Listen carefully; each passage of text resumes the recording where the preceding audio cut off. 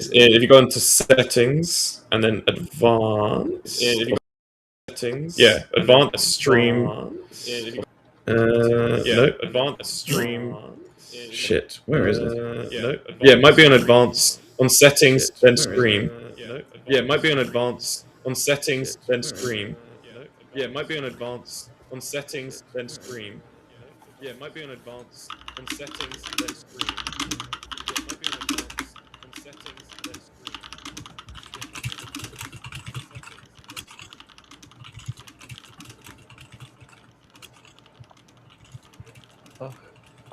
You're not appearing in the. I can't see. What? You're not appearing in the. Like I'm seeing still just your profile picture. Also, never apologize for Claire Obscure. Great game. Also, never apologize for Claire Obscure. Great game. Also, never apologize for Claire Obscure. Great game. Also, never apologize for Claire Obscure. Great game. Also, never apologize for Claire Obscure. Great game. Oh shit! Oh, we have. Oh shit! Oh, we have. Wait, what's happened? Oh shit! Jolene just got raided. Already? We just started. Jolene just got raided.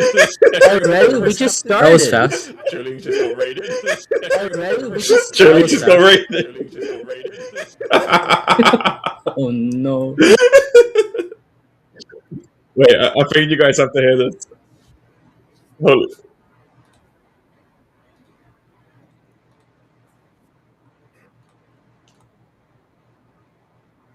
Whoa.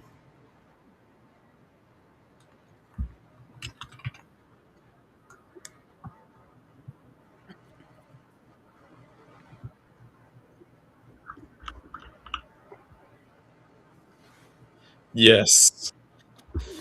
Yes. Okay. Yeah. I gotta lock in now. Gotta lock in. All right. we gotta lock in. We have guests. Can't disappoint Jolene's guest. Yes, we're literally just on the final bits. Make sure everyone's stream is working perfectly.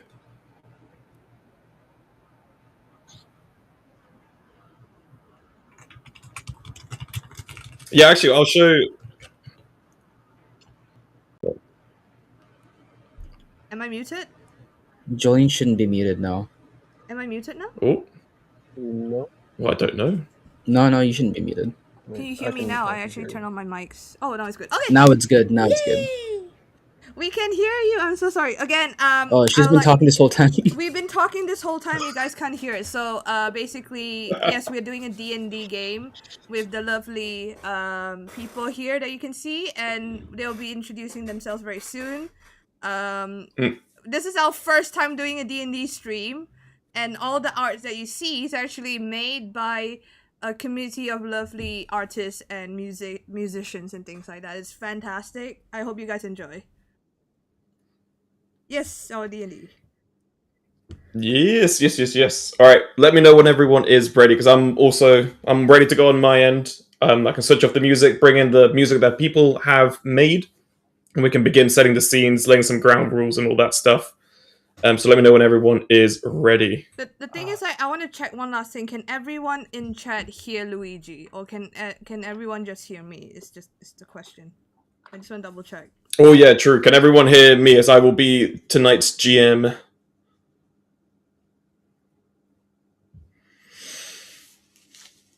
Yes, you can hear us. Thank nice. you so much. Yeah. Nice. All right, we are ready to be. I want to say naughty, but that's actually a very weird way to say it. We're ready to be chaotic. Nice. All right, let's do some quick sound checks. Can everyone hear Jolene properly? Jolene, if you want to say something. Skibbity riz. I'm sorry. Nice. I'm getting into character. Can everyone hear you guys Jolene? will see why. You'll see why. Yeah, to be fair, yeah. Right, Fahim, can you say something? See if people can hear you properly, or do we need to adjust your levels? Hi, hello, hi. I'm here. I exist. Nice. Right, Alex, I can see your camera is live as well, but can people hear you? This is a test. We'll wait for the responses to come in, and then Lazy, if you are ready as well. Let us know if people can hear you or not. I am ready to rumble. But still Hell, quietly yeah. and totally not. Right, and then just final check-in. Final check, everyone can hear me with the right volume, and the music isn't too loud, so I will be playing some music. There's music? Clarity is asking. Yes, there is music. Oh, so... okay. I guess a request has been made. This is D&D. It's how it goes, right? Yes. Ara. Ara. I did not know you could do that. That has awoken something. How do I share my Let's chat? be honest, Luigi. It was already awake. Sorry, someone just said how did. But was that you? Said how to? Yes, me. How do I share my chat? Yeah. Go into stream together, and then there's an option on the right hand side that says chat. So click on that, and then we can have a little look see what happens if you click on it. So at the moment, I think it's just Julian and I who've got it enabled, but I think you can press it and it can join you in as well. I just realized I'm my gonna quickly... title is still pre-birthday stream. It's not my birthday anymore, guys. It's D&D. That is all good. Let's go. Hey, we got Fahim on as well. Again, thank you so much for rating, Amanda. Love you.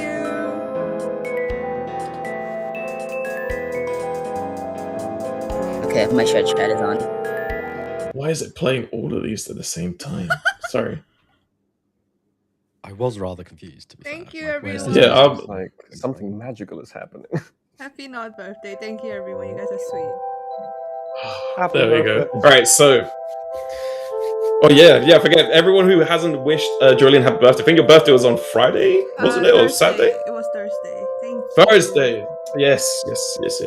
So happy late birthday as well to Julian! Thank you. Right. Am I ready now? Okay, so let's set some ground rules. So obviously for those on other people's streams, I will be saying this. Again, if you want to... I don't know if you guys can quickly share my stream as just like a browser thing so you guys can have a little look. Right, let me lower the volume a little bit. So we did a sound test on the stream on Friday. Yeah, I'm lowering it down a little bit. I think it reset some of my audio sounds because we had a sound check on Friday. Right, so welcome to our first ever D&D sort of community stream.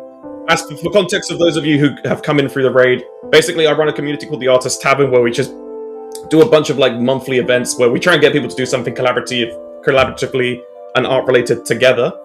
And basically for this past month, so pretty much for all of Feb, we had people join in and do a D&D stream assets. So we had people come in and create music, which is you're hearing in the background. We'll give everyone credit at the end on what everyone's actually made.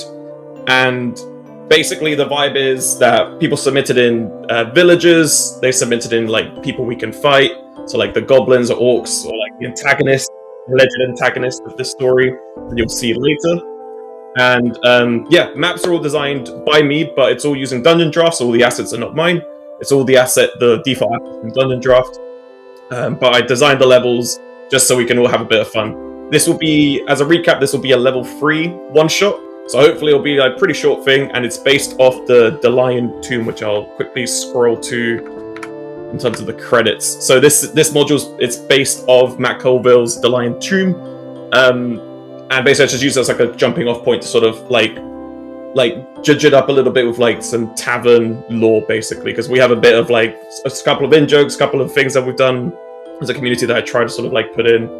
And we've got lots of stuff, and I will go and basically show you guys that bit. So I'll switch back over to the showcase bit, and let's head into the actual tavern.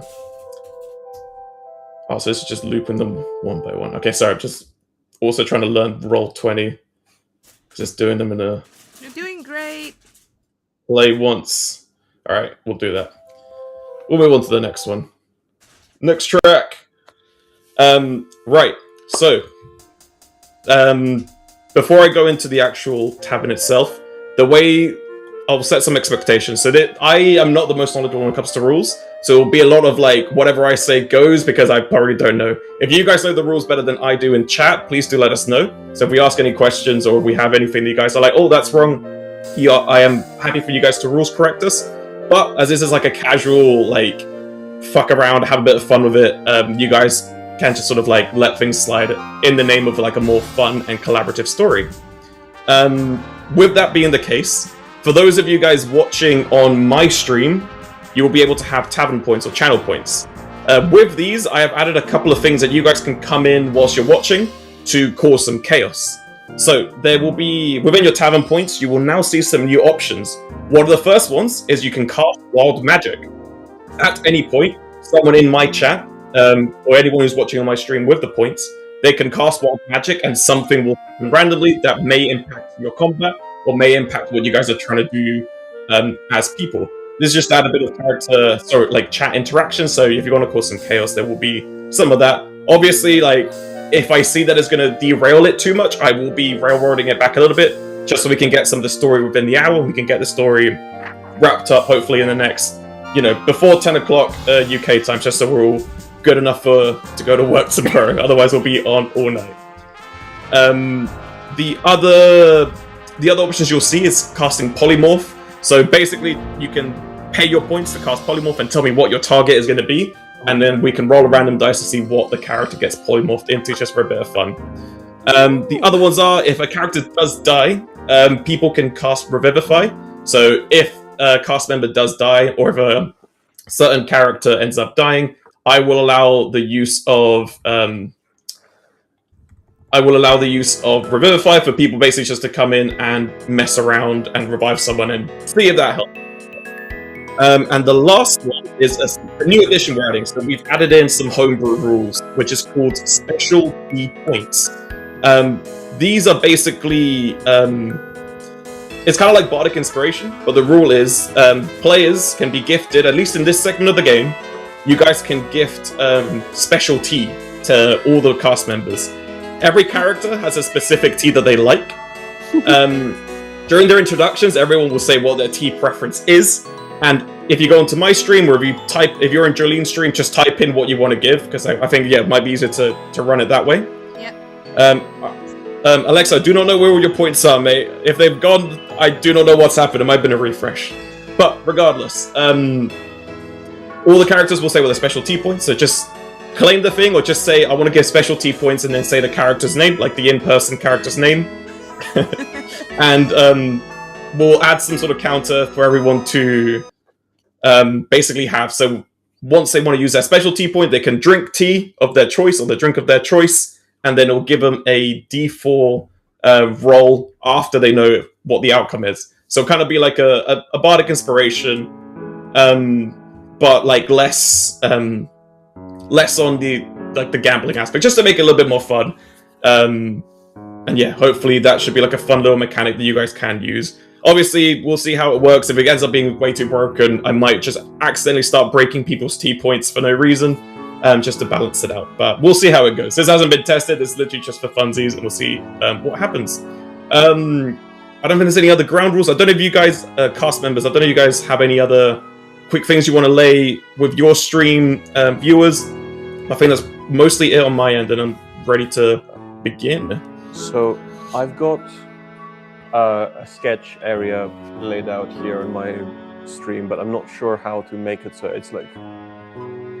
Is it visible at all in the shared stream, or would it need people to leave the other thing? Because I don't want people to leave the other thing to see random sketches. I can't see it on...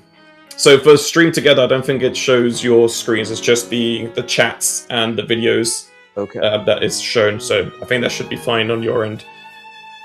Okay, fair. Sweet. Guys, be right, nice. So... yeah. Be nice. We'll keep it respectful. Right, so I think it's time to set the story for those who haven't been caught up to date with it. So let me just load up the first bit of the story. Ah, someone can't chat and stream. Wait. We'll see if they manage to fix it. Right, so here's the story for those of you guys who have just joined us.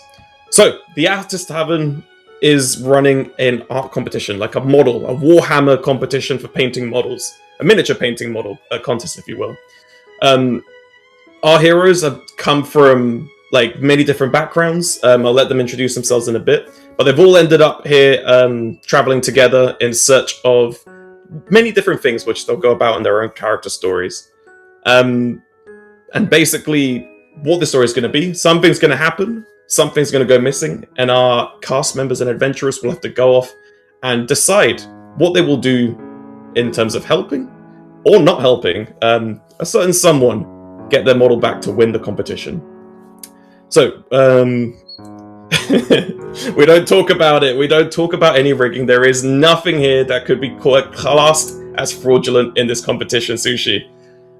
Right, so let's set the scene with the actual tavern. Right, let me get up my module saying I'm having to remember all this. Right, so all our adventurers arrive at the Artist Tavern, and as dusk falls, several travelers come into the tavern as the night begins to quieten down a little bit for a bit of warmth, bit of food, and a place to rest. Everyone is talking about their day. Some people are talking about how they've found some cool new paints they can use for their models. Others are talking about how much they love grabbing random crap and smashing into their models, create some really cool hit-bash stuff that they can use for the competition. However, as our adventurers come in and sit down, they all begin to sort of reminisce a little bit as to what they've gone through in the last couple of weeks, to sort of end up where they've been. So we'll begin, I believe we'll begin with Father Spring. We'll go from left to right on the order you guys see on screen at the moment. Father Spring, would you like to give yourself a little introduction as to what you're doing currently in the tavern, as to who you are, and how you ended up here? Hey, I'm Father Spring. I'm a bullywog. I'm about 45, which for my kind is quite old.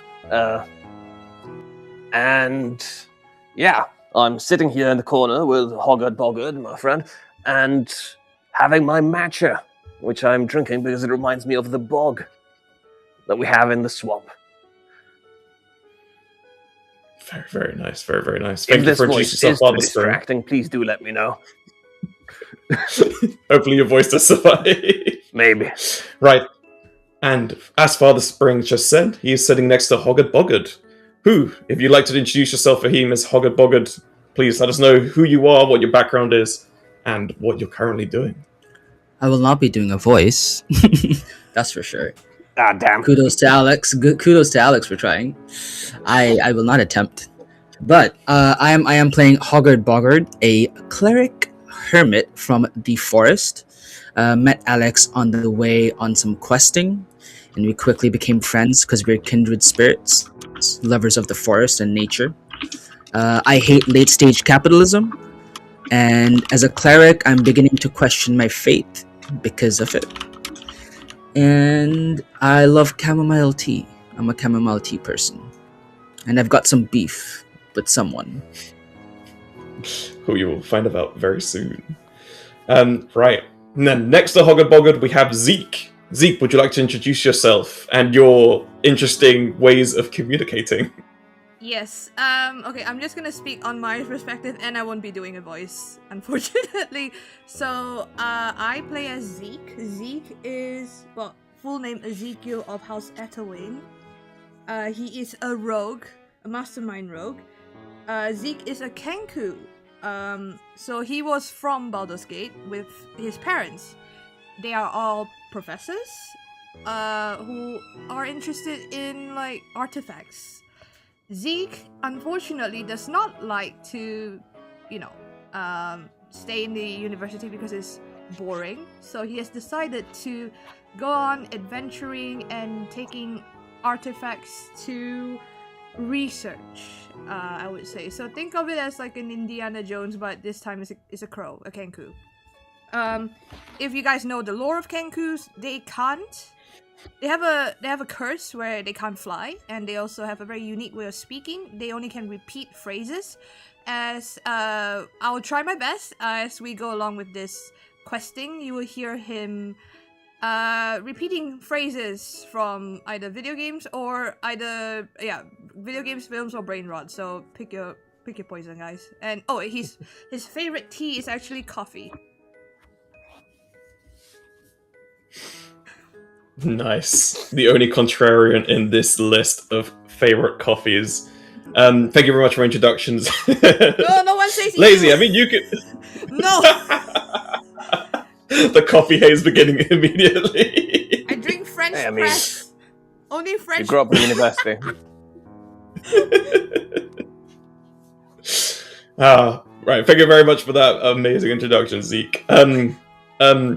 Lazy, as Vodan, would you like to introduce yourself to everyone who's watching, and also give us a little bit about your past and what your favorite tea and why it's the best one? Yes, I am Vodan. And that's the last you'll hear that voice, because I don't want to wreck my voice by the end of the stream. Damn. But no, I am Vodan, a man of very few words, a Goliath from the mountains, here for reasons. And I like the only correct form of tea, English breakfast tea. You know, darker than a custard cream, but lighter than a bourbon biscuit. The Boo! only correct way. None of this chamomile Boo! shenanigans going around. No. English breakfast tea. That is all. Well, technically, if we are in this realm, I don't know what realm we are in. What is English? Common. It's a form of tea. English breakfast tea. It's just the name, you know. It's a brand. Very good. Someone has asked, do you put milk into tea? Into the English breakfast tea? For those who aren't English viewers, we might have some international ones. How would you make your proper English tea, Bodan? So it's a very traditional ritual. You wake up in the morning, just as the sun is coming through the window shafts, you know, that golden hour energy coming in. You boil some water over the hob, just until it's just boiling. You can see the bubbles rippling, because you want it to be hot enough to drink, but, you know, not too hot that you're going to scald yourself.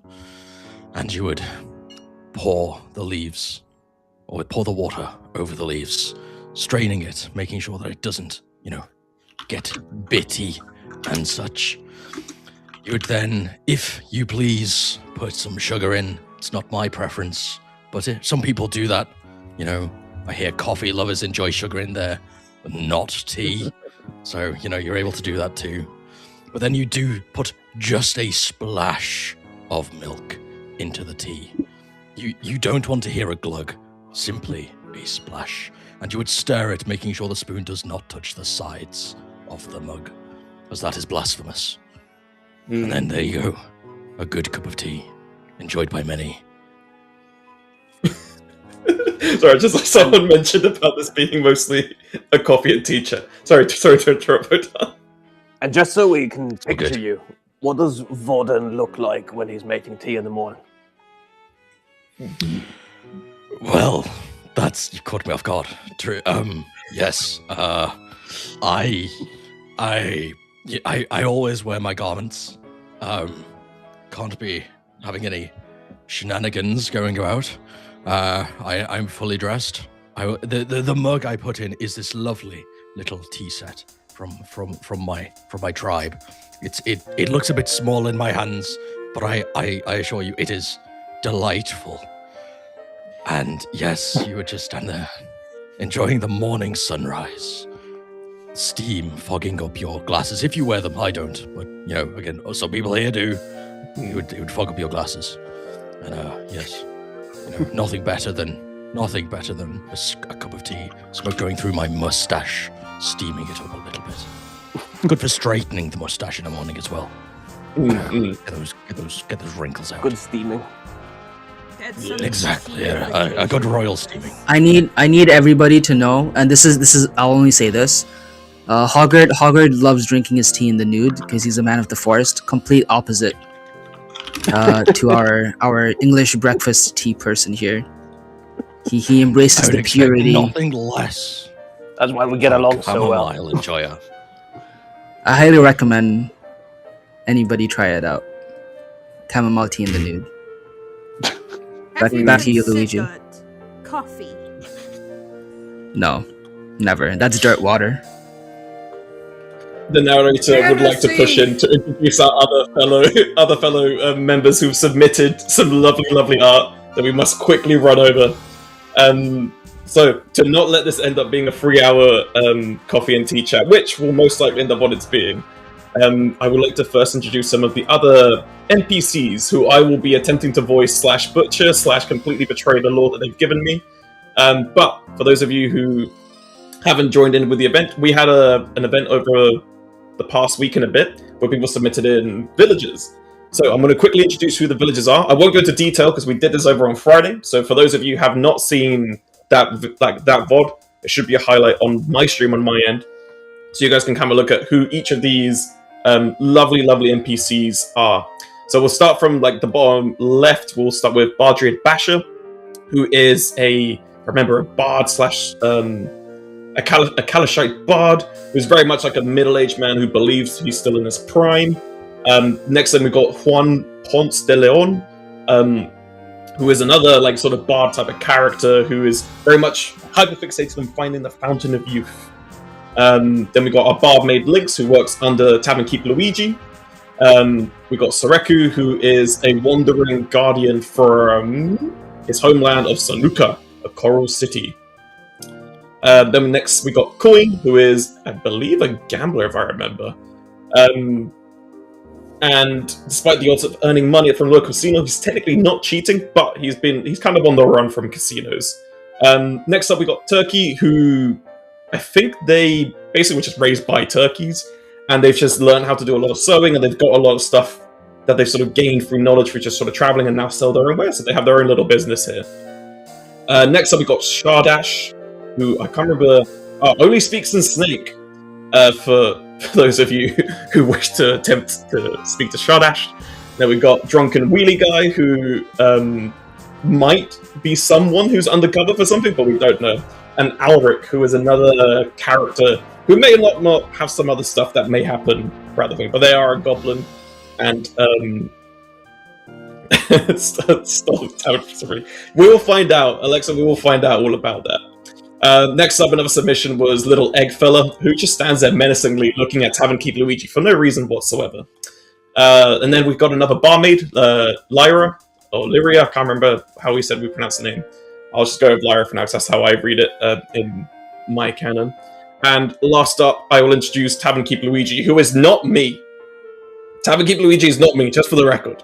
This is by no way representative of whoever's person, so whatever Tavern Keep Luigi does, nothing that I do. I'm just destroying Luigi. This is Tavern Keep Luigi's me off stream.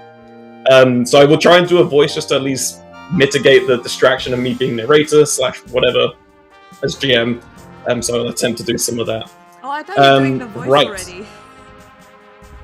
Oh, no. That's me as narrator. The normal voice would be narrator voice. Tavern Keep Luigi will have probably like a southern accent. Like a southern or something accent, I don't know. I've yet to decide what I was going to do. Right. So, everyone's at the tavern, everyone's settled in. We'd have a little pan around of all the cast. We had a little pan around of all the NPCs at the village. So now, I believe we can fully hop into the story. Let me reread the bits that I need to do, because, again, I need to remember my bits as we go along. Right, so, let's actually jump into it now properly. So, guys, what can I get you? Can I get you anything to eat or whatnot? Tavern Keep Luigi says to the cast members. Do any of you guys have anything you want to It's dark coffee. as my soul. Alright, he signals to Lyra to go and start making him some coffee, and Lyra goes off behind him to start making some stuff in the back. So what bring you guys over here? What are you guys doing anything? We don't got many rat catchers coming through these days. Well, You guys looking for any particular gold, any particular quests, or what have you? well, this is quite close to a temple. I hear has some great mushrooms growing. Oh, mushrooms, you say? What type of mushrooms are we looking for? Well, unique ones? I'm not sure. The magic kind. Replant. Hold up. Are you talking about the magic kind? Yeah, like element. No, I meant like more elemental. Magic. Oh, I need help for magic mushrooms. okay. Don't worry about that. totally do not have anything that's potentially of illegal substance at the back of the tavern. Do not worry about that. It's all good. It's all good. Yeah, no, there is no mention of magic mushrooms at all, just to be sure. He goes back to sort of cleaning his stuff and sort of looking a little bit like tensible about it. As he's beginning to clean, you feel a slight sort of tension in the air. Something feels like it might happen. Can I have everyone roll a d20, just real quick, just to get the action started a little bit? Oh, shit! Hold up! Calarity's cast Wild Magic! Oh no! Clarity start Wild Magic! That was perfect timing. Alright, I actually don't know where the Wild Magic table is. I'm using this one from Wikidot. We'll double check, no. right? Someone's gonna get turned into a potted plant, I guarantee. Right. Oh, actually, sorry, I was supposed to say, if someone can roll me perception or perception checks, so if everyone tells me what their perception checks were, or type it in the chat so I can see. Was that a perception check that you asked us to roll the d20? Yeah, sorry, I forgot to double say, because I saw Wild Magic as I was saying my thing, and I completely missaid it. Perception checks on everyone, please. Okay. Let me know your scores, and then Wild Magic will be cast afterwards, because this, the command came in just as we were talking about it. Can everyone please give me, in whatever order? Actually, no, I'll say, just so we don't overlap. Julian, what did you get on your one? It is 11. 11. Fahim, what did you get on yours? 21. Fuck me, for real? Yeah, I was an 18 plus 3. Nice. Right, okay. Voidan, what did you get? I got a 12. 12. And Father Spring, what did you get? What are we adding to this one? Perception. Perception. So, plus 5. 24. I got a 19 on the d20 and I've got a pretty good. Right, okay, so you guys will see this. Vodan and Zeke, you guys do not notice any of this. This is just from Father Spring and Hoggard Boggard. RLM will be sending me a Wild Magic table, so we'll do that once he sends it over. Send it over as a DM for me, and I'll go over it. Right, oh, okay, so, with a 20, you guys... Oh, what can I reveal? Let me have a little think. You guys feel that something uneasy is happening. Like, everyone in the tavern is, really, really happy, but, all the barkeepers and tavern lords, you definitely have an aura to them you guys don't like. You definitely feel that there's something in the air, that something's literally gonna happen at any point. But you don't know exactly what. You just know that there is an imminent danger, emanating through the tavern at the moment, and it's specifically coming in from, the outside. But everyone else is having a good time, no one else is noticing. However, barmaid Lyra, Tavern Keeper Luigi, and barmaid Lynx all don't seem to be a bit too chill for what's potentially about to happen. But yeah, Wild Magic table. If you send that over, I can cast the magic. Otherwise, I will just roll a d100. Where did it go? Said that they don't wait. Go ahead with the show. You gotta find it on Ubuntu. Okay, then alright, yeah, sorry. I'll just use the Wikidot Wild Magic table. Wait, that's not that one. Why are there so many different magic tables? Fuck, I'll just use the Wild Rider one. Let's see what we get. D100, let's see. Why did I roll 2? Oh, 22. Right. 22. A tiny fairy appears next to you. She immediately starts saying nasty things about you. The fairy's intangible disappears after 10 minutes. Clarity, who would you like to cast on?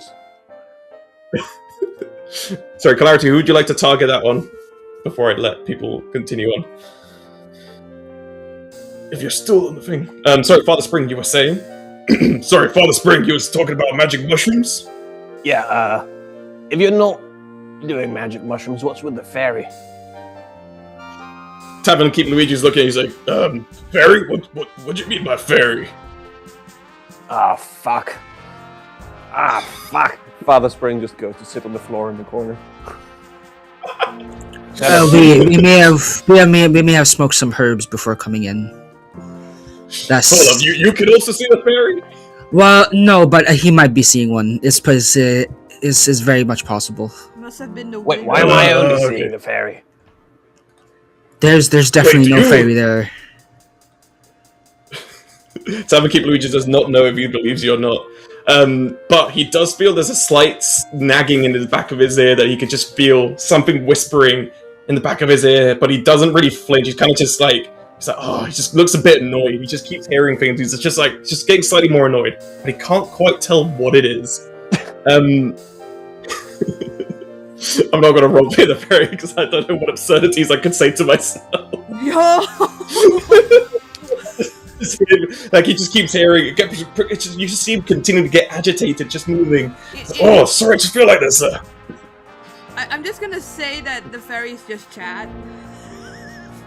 The fairy is okay. Yes, The chat. fairy's Yes, chat. if you guys want to roleplay the fairy for the next 10 minutes, you guys can be the fairy. Say whatever horrible, respectful things, obviously within Twitch's terms of service. Whatever horrible things you want to say to Tavern Keep Luigi that are saying nasty things about me. The fairy is intangible and disappears after 10 minutes. So I can't fully understand it, but you guys can say unbelievable. Your Warhammer mini. You have given Chad Brilliant. so much power, and I love it. This is too much. This is too much. This is too much. Tavern Right. Keeper. Yes, Kevin, yes. question. Okay. Joe, you were Yes. you were talking. I believe you were saying something about quests. You were asking us if we were here for questing. We are, in fact. We're, at least me and Father Spring. You know, we've journeyed through the forests to kind of see what's happening around this area. Yes. Well, you guys, is there any particular flavor of quest you guys like? We've got some fetch quest. We've got some escort quest. You know, we've got some smuggling. I mean, some the caravanning, moving of goods across the Sword Coast. What can I interest you in? I mean, anything that will us discover a new place, right? Like, it's always fun to be in a new place. Right, so, and before he says anything, wait, where is? Ooh, music change. You hear something? Wait, where's my tool? And I don't know where. Great choice. Everything goes black. Everything that's going on. Everything Oh shit! Everything goes dark for a minute. You guys can feel the tavern filling up with smoke out of nowhere. There are loud bangs, loud flashes. Everyone goes blind. You hit scuffling about. You guys don't have time to react, as this is like a very swift, precisional strike to get something. The drunk wheelie guy can hear everything. Yes, he will be able to at some point. Because he's already drunk, he's unaffected by this. So yes, as you guys literally lose sight for all your senses for like a split second, you hear like quick rummaging, you feel something push past you, you hear some grunting and scuffling, you hear the doors opening, windows shattering, and then everything fades away. You see the smoke. Oh, sorry, I pressed the wrong button. Right, I'll put thing. This is not that bad. You guys can see this. Most of you guys can't fully look at that. So good. I'll put it on and I'll turn it back into the tavern. Oh, why is it not playing the normal tavern music? Sorry, let's calm it down.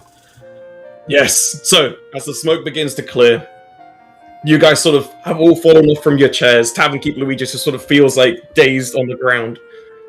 Lyra, who's supposedly went round to the back to go and get something, comes screaming out from the door saying, Boss!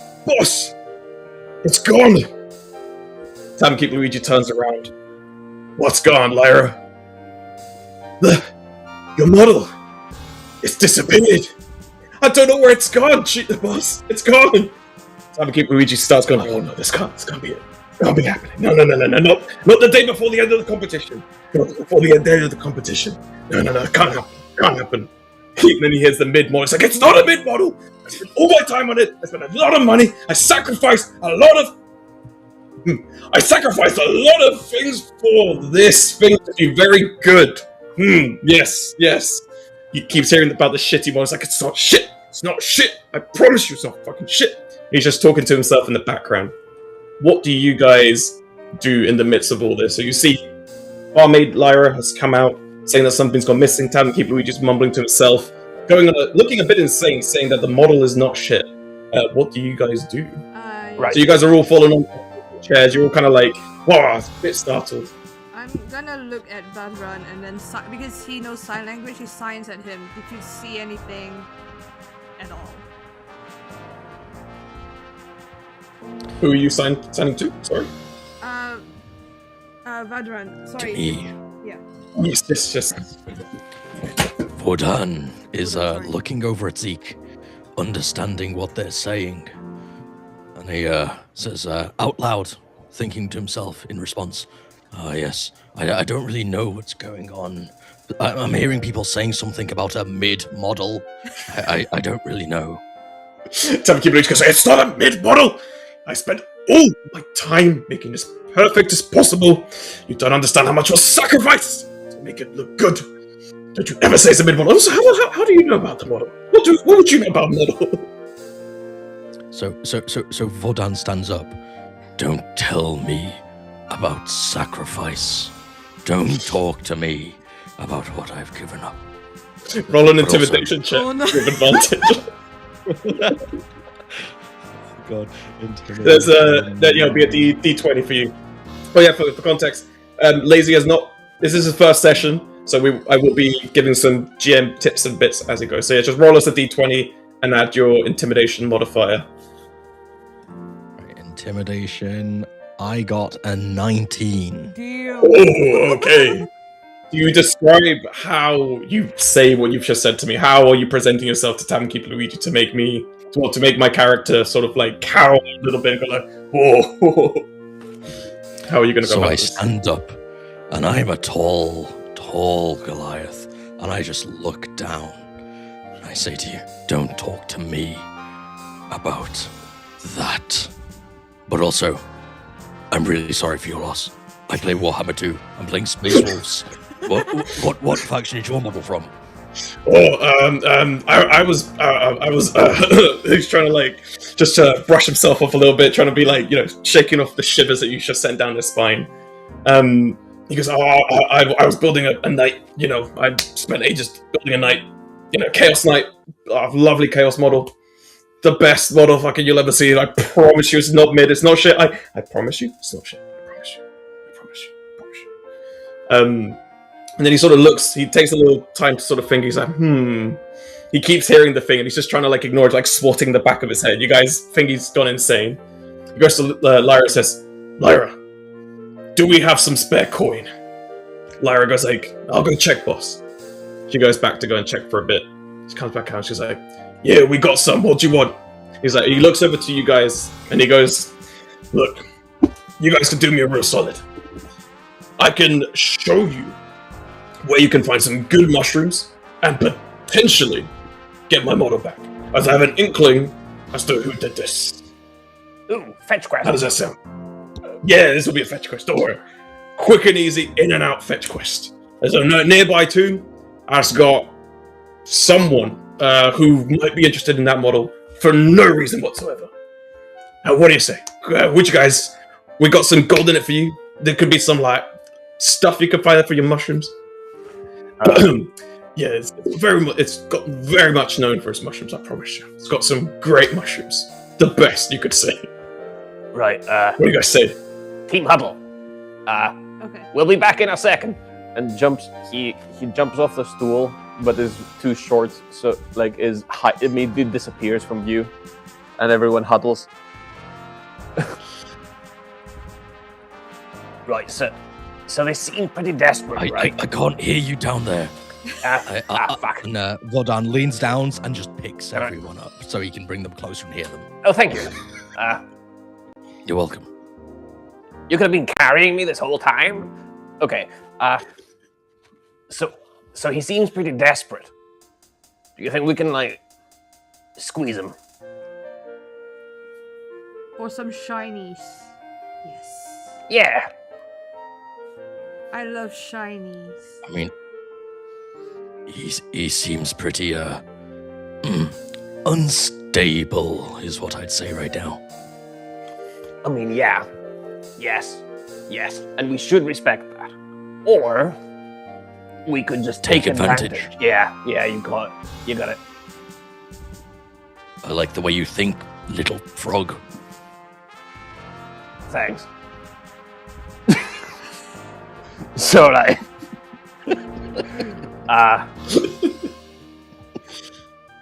is any of you, like, especially persuasive? Because I'm... Wait, let me look. I have +3. I don't know how helpful that would be. It is proficiency. Would it be helpful if I do it? Yeah, that would be great. I'm just gonna put my hands on your shoulders and say, I believe in you, and give you guidance. And he repeats back, I believe in you. Oh, that's creepy. Zeke turns to the barkeep. For extra shinies, we're in. For extra shinies? Oh, what are shinies? You gotta remind me on what that is. He starts making, like, coins dropping sounds, metallic silver sounds, just like shinies. It's a cash register, ka-ching. Ka-ching, yeah. Shinies. So as you say that, everyone, you feel your feet. You feel suddenly very light on your feet. So Clarity casts Wild Magic again for 69, and now all of you guys are levitating slowly off the tavern. Every object, everyone is levitating. Hold me! Hold on! Hold me! I'm too old to fall. Oh, the new table. Grab Wait, hold up. I didn't check the new table. Wait, we got a new table. Is it this one? Is it this one? Revised Wild Magic Surge. We'll do this one for levitators. I feel that one quite good. Just choose one of 3 tables. Not that one. Oh, this one. Wait, give me a sec. We'll roll it for the next one.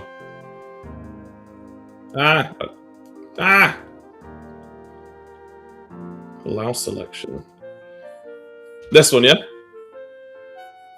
Test. Alright. So everyone but the drunken wheelie guy is down on the...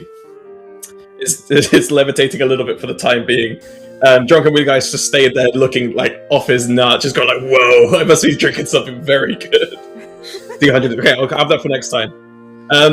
So, Tavern Keeper Luigi kind of just continues the conversation as if nothing's happening, as if it's like a normal occurrence at the tavern's like, yeah, sorry about that, there's always some random magic shit that happens near here, sometimes we get the residual effects of it. It's just how it is. And he's just floating away slowly towards the other end of the tavern. He's like, oh yeah, so you're talking about shinies, and you're talking about silvers and that, like, we got stuff, like, I'm sure the tomb's got some stuff you could loot. I'm sure you could take some stuff from there for your research, as you're saying. So yeah, you say. Okay. So I steal. You're still floating. It's okay. Oh, you steal? No, sorry. So do we. If we sorry. take, it's okay. Oh, yeah, it's just a tomb. It may be housed by certain people, but they don't matter. They're all... Who cares about them? They just have it. I know they have it. And he just pulls up, like a piece of paper with, like, a marking saying, we know what you did, written in, like, weird, orcish sort of looking writing that some of you guys recognize. He's like, yeah, so I kind of know who they're doing. I've been targeted, because I'm just so good at this competition. I've won every year because I'm just that good. Yeah, some people have it out to get me, so I assume it's this guy. You could have a chat with him. You go kill him. I mean, you could do whatever you want with him. It don't matter. But yeah, Coco, I'll put it on the map just to make it easier. Yeah, just so you guys have the least amount of encounters on the way there. Just so you can get to their little outpost. The fairy is still sort of saying mid in the background whenever he talks about his precious Imperial Knight. His precious Chaos Knight model. For those of you who have not seen Warhammer miniatures, I'm talking about this one, the Despoiler or the Ruinator. This is the model he's been making. Right, so what do you guys decide to do? He said Tavern Keep Luigi's writing out on the map to give to you where the location is.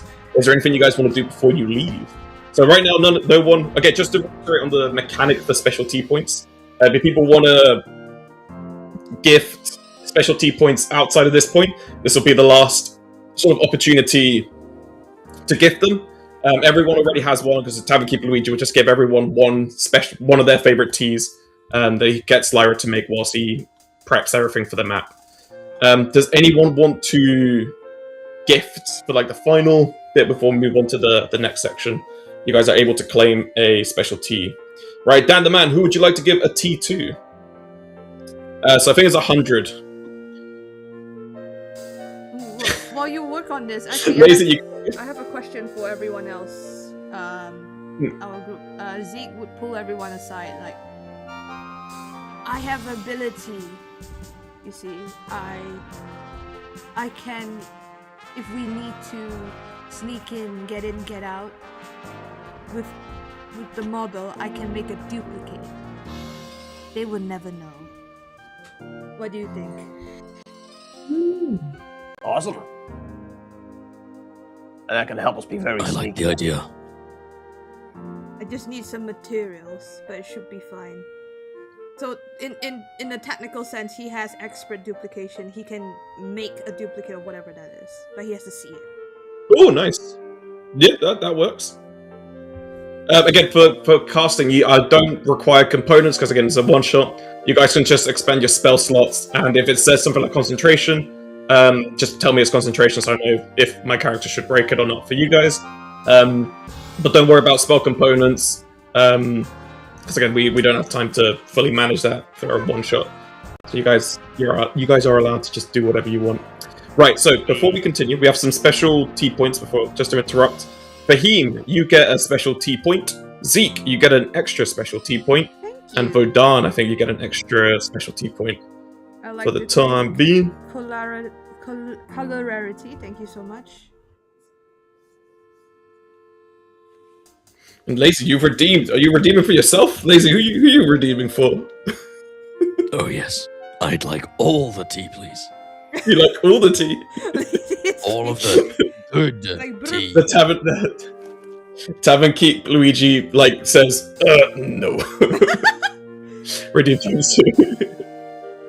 Only other tavern goers can gift you tea. You have to pay. Do I need to stand up again? Roll an intimidation check again. There's no advantage because you did scare me last time. Sorry, if you get an extra one. Just roll it twice and take the highest number. Okay, cool. Fahim, you get an extra one. RLM, I think, did 2 for you, I believe. I'm gonna go up to Vodan and in the exact same way put my hand on his back and be like, I believe in you. And give him guidance. So you have 1d4 as well. To add to this intimidation check. 1d4. Well, I rolled 15 twice. So I guess I go 15 plus 1d4. Let's give that a roll. 1d4. Roll. Oh my god, is that a nat? Wait, no, I thought it was a nat 1. Nah, that's not a d4, that's not too bad. Well, it's something. So 16, I guess. Okay, that does it, because you did scare me last time, so he's like, oh, okay, alright. You can have some, so it gives you, at least one more tea for you. Says, the rest you can come when you get back with my model. Understood. And he sort of, does his collar up, sort of does his dungarees up a little bit and sort of, prepares. So, he's now giving you the map. He's giving you a location of the outpost you guys are going to get to. Is there any final preps you guys would like to do before we head out? Also, I think we've lost Fahim. Oh, really? Oh, no! he's dropped off. Let me message him. You guys can continue planning. I will message Fahim and saw it on the background. So Fahim's been having internet issues for those who weren't listening in earlier. So he said he might drop off randomly. He's still connected on... Is he still on the server? No, he's just fully dropped off. I think his internet's fully died. Gosh, that's so... So Hoggard Boggard currently is incapacitated. He's high. Hoggett Boggett smoked too much. Yeah, he smoked so much weed he's become incapacitated. No. Ah, shit. Just gonna give him all the Oh, he's a bit of a lightweight. Oh, there we go. He's That's back. the one. Yep, That's the one I he's want. He's Oh, back! speaking back. Oh, no, you actually Yeah, put a... guys. Acts like he's dead or something. He's passed out. Whenever Fahim talks again, I'll remove his sleep effect from the chamomile and the drugs. Right, so what would you guys I like to also do? start signing towards Zeke as well. Okay. But via sending them a private message in the Discord. Oh, yeah. But it's actually sign language. Yeah. Also, for context of those of the people listening who aren't able to see or haven't heard the context earlier, Vodan and Zeke both interact via sign language because Vodan doesn't really like confrontation or talking as much as we've seen the opposite today. We've had some real character development midway through. Zeke and Vodan are old partners who used to work, so they have their own like thief's language that they used to work with. He nods at you and I say less. No problem. Understood.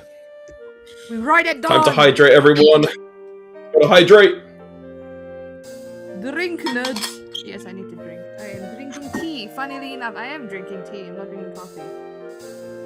I also had tea earlier. I was just finishing my chamomile, so I'll be nice and sleepy by the end of this. Disgusting. English breakfast in the morning, that's for sure. I think Fahim's joined back in. We'll when he speaks, we can move on. Oh, we can pick Right. him up. So, Someone just pick him up. this is true. You guys could just carry him. Right. Are we ready to move on? Like, as this is me, GM to players. Are you guys ready to move on, or do you guys want to do any final checks at the tavern? Yeah. Can I look around to see if there's like any signs of a break-in or what happened? Yeah, roll me a perception or investigation. Whichever one you got highest. I think perception and investigation works. Okay. Yeah, perception is higher. So that's 15 plus. That's a dirty 20. A dirty 20. Okay, with that you can definitely see, like, at least from the tavern, like, actual stand, and from the floor near like the window that you guys. Where's my little pin? Can you guys see this pin? What pin? Ah, there we go. So I'm pinging everyone. Can everyone see this pin? Yes. I can't see anything. Oh, do we need to On zoom roll out? 20, you Oh yeah, I see it. You might Need need to zoom out. Yeah, so, Father Spring, you notice that there is, like, a slight sort of scuff on this window, but nothing is, like, inherently being, like, fully, like, broken or whatnot. Just the window's, like, slightly crooked, and you can tell there's definitely someone dropped something in from somewhere, and you can't quite tell where, and then that's where they mostly escape. You can definitely see that on the tavern itself. There are loads of scratch marks, and there's a scuffle. The doors to the back rooms back here have all been, like, sort of scratched in and broken into. But other than that, you can't really tell from this floor. So there's nothing really here that you can further investigate. But can we tell what kind of scratches? Like, is it from an animal? Is it from a weapon? Do are any of you, like, I can't remember, you're from the forest, so you'd probably know, like, your history. You can kind of tell it's, like, kind of like goblin/orc marks. Like, it's definitely not like an animal. It's definitely, like, a planned assault from sort of orcish or goblin makings, just from the claw marks and whatnot you can see that you recognize just from your time in the swamps and dealing with them. Fair. Right. Goblins. Or orcs. Or something of the kind. I mean, I don't know how much that helps us, but... Shall we? We should head off. Yeah. Yes. Right at dawn. I mean, we can ride now. Or we could, like, right now. Yeah. No, he means I right now, agree but with he this. Wait for me, wait for me. But he's awoken again from his sleep. Oh, he's up. I scurry along. I'm just using Right. safe But water we to have to throw bring this water at one. your face and bring it back and throw water at your face again to wake you up. Wait, hold up. You got Thank you the for little, waking me up. You got the little effects you can do. Oh, that's not what I wanted. You can do water on his face like that. Little effects.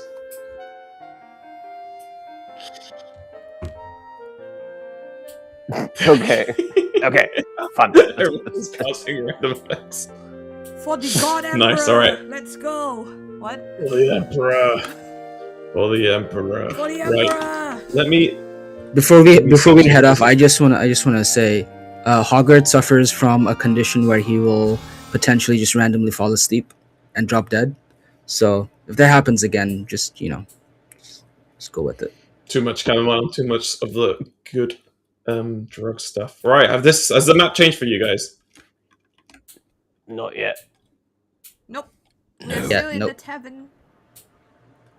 You guys, is there? How do I force people to come onto this one?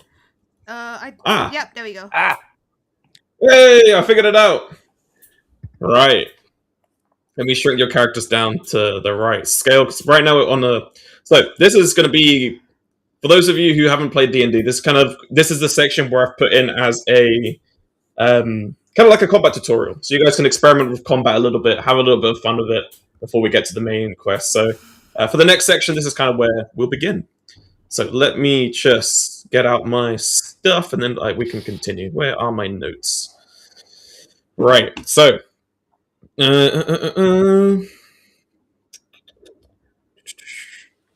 So you guys get out of the tavern with all your supplies and all the stuff that you guys have gathered, and you walk towards the location marked on your map. As you sort of go through the woods, you sort of make it out into a little clearing as pointed, where you see this little orcish/goblin-looking outpost. There seems to be some life in it, but again, you guys are kind of like in the nighttime-ish. Again, I can't really show it on here because I have not paid for Roll20, so I can't do lighting effects as well. But it is kind of sort of late, so it is kind of darkish. Like people can still see, but it's, if you hide within shadows, you'll be mostly invisible to people.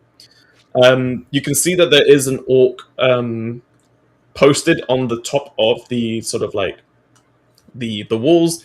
They're sort of patrolling about. So every now and then, I will be moving this orc about, depending on the time that happens.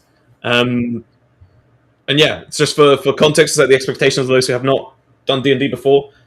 Cast members are able to basically go about this however they want. They can sneak in, they can talk, they can bribe, they can fight, whatever way they wish. They are able to do this. So yeah, as you guys go into this sort of clearing, you guys see this massive wooden structure. There seems that people have been living here for quite some time. Seems quite heavily fortified, and definitely a place where a lot of people might not want people to come into. But yeah, there's some places you guys can sneak through if you wish, or if you guys want to go and have a talk. If you feel like you got some of that sort of swag onto you to try and waltz into this thing, you can have a look. But I'll put it back onto you guys. How do you guys want to proceed with this? I have an idea. Ooh. Okay. So Do Zeke tell. is extremely good at mimicry. So what I was thinking is maybe we can hide around and hear the speech of these goblins, try to mimic it to let us in, and we can go in. What do you think? Or unless Sounds like a plan. I'm just a bit afraid that once we're in there, they're gonna see that we're not goblins, and they might stab us. And that's when we stab That them. might be a problem for you. I'm just going to roll stealth, and they can't see me then. I'm just going to go invisible, quite simply. Can you go invisible? Yeah. It usually works. We'll see. Well, us forest people can't do that though. I mean, It's the chamomile tea. how dangerous do we think this is gonna be? Because I can do magic to make us all a lot sneakier and more hidden. And I can also turn into a big old spider and climb up there. I like the sound of a spider. And I can open the door from there. How tall is this thing? Because you're all pretty small. Could I throw you? Potentially. I am very old. I should not be thrown. I might break a leg. I have another idea. I do like the idea of the spider. Perhaps you can scout, and then we can come back. At least you can go in, and it's night, so nobody can see you. Yeah, I mean, are we going around? Is this just like we don't want to be seen by these guys, and we want to pass through to get to the cave, or are we thinking that they have the mini? There's only one way to find out. I feel like. But I think that this is the entrance to the cave, isn't it? Wait, is this the? Yes, this is the entrance to the tomb that Tavernkeeper Luigi was talking about, where he believes someone's been. We can't go around. We have to go forward. Oh right. Oh shit! He's throwing fire. You see the fire? Sorry, I was trying to make like a cone of vision. That orc guy is throwing fires. Fuck, we can't So mess it's pretty with him. hazardous. It's pretty hazardous. Yeah, he's on a wooden thing. He's got proper devil-may-care attitude. I reckon we'd be sneaky regardless, though. Whether we do the spider or invisibility, Well, I like this sneakiness idea. This will last around like a while. So everyone, team huddle. Yes. And I'm gonna like just put my hand in a pouch and bring out some slime and put on everyone's forehead and cast Pass Without Trace. Noise. Which is a 2nd level spell, which has some fun things. 1 second. So, you radiate a concealing aura in a 30-foot emanation for the duration, while in the aura, you and each creature you choose have a +10 bonus to stealth checks and leave no tracks. So we all get +10 to stealth. Oh my god. I'm a sneaky cleric. +10? Yeah.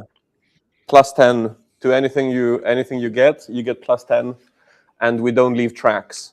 But it is a 2nd level spell, so it's like one of my only 2 2nd level spells of the day. My stealth is already +7, so you can't see Zeke anymore at this point. Yeah, but since it's a bunch of us, and this will last a while. Oh, this is lasts. This is perfect. Thank you. Yeah, this is up to 1 hour concentration. That's pretty good. So, let's make sure that you don't get hit then. I love that for us. So we can do that. My stealth is literally +1, so okay, I'm gonna. I kind of need it. Are we rolling stealth now? Unless Luigi, what is it okay if we roll stealth now? Yeah, so remind me of what you guys are doing. Give me a second, because I was working out some Clarity did wild magic.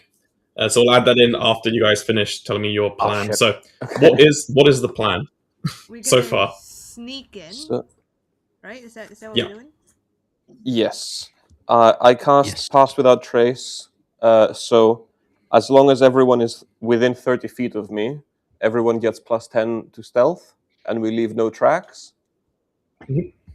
And also, you're going to see Father Spring kind of like hold his chest a bit. I'm like, oh no! And arms start spurting out of him as he turns into a giant spider, which is a large beast. So it's a pretty big spider. It's terrifying. Okay. I didn't realize it was going to be that terrifying. Nice. I become a big spider, and everyone has +10 stealth. Hogwarts steps away a little bit because he's a little shitting himself a bit. Right. Okay. At the transformation. Cool. You see, Father. Dan just looks in disgust. You see the spider turns around to Bogart and just kind of like waves with one of his legs for him to like climb on. Hogarth is very nervous, but he listens to the said spider, who he knows is his friend. It's a very hairy spider. the spider. Substantially too gross for something that was just summoned. Nice. So you guys are looking. So you guys are cast without trace, pass without trace, and you spend one of your wild shape charges to Yes. become a large spider. Right.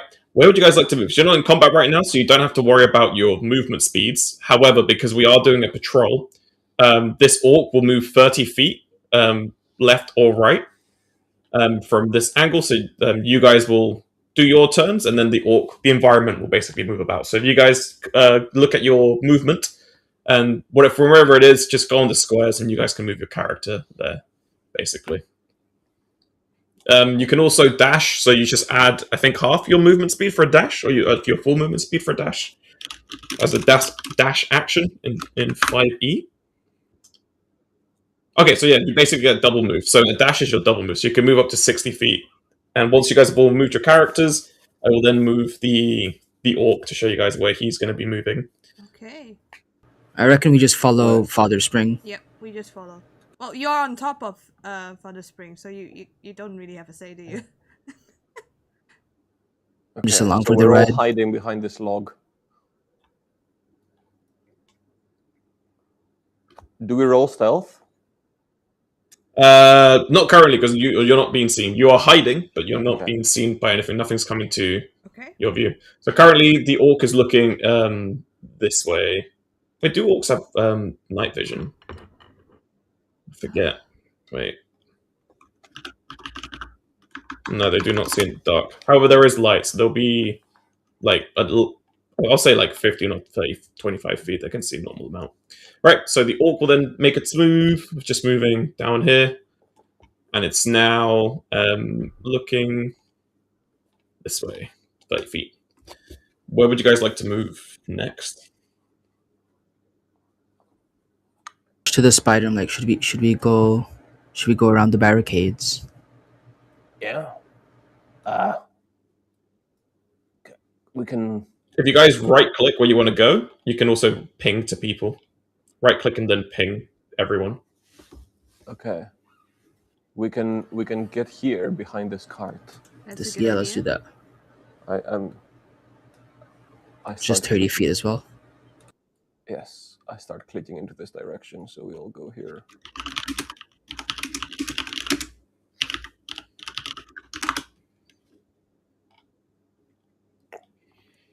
Nice, you guys all move there. I'm just gonna roll a dice in person so you guys can't. Actually, I'll roll a dice in person so chat doesn't see where he's going to move to next. Which direction is he going to move? All right, he goes to his patrol and he's just looking out in the middle of the bridge at the moment, just having a little stroll. Seeing down here. You guys are hiding behind the cart, so he cannot see you at the moment.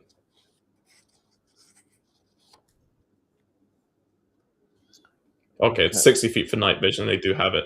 Sorry, so this is 60 feet of night vision. But he can only see in black and white. Okay, thank you for that, Arlen. And welcome, Steven, as well. So that's all good. Don't worry. We'll the other ones will just say you guys were obscured behind the log. So what would you guys like to do now to try and scale is probably where I'd direct you guys next. So I can can I talk to people if I'm a spider? Yeah. I don't think we understand. You have to. Yeah, you can't understand it unless someone has speak of animal or knows spideries. I mean, I just point my hands and then point up the wall and do kind of like a climbing motion. Okay.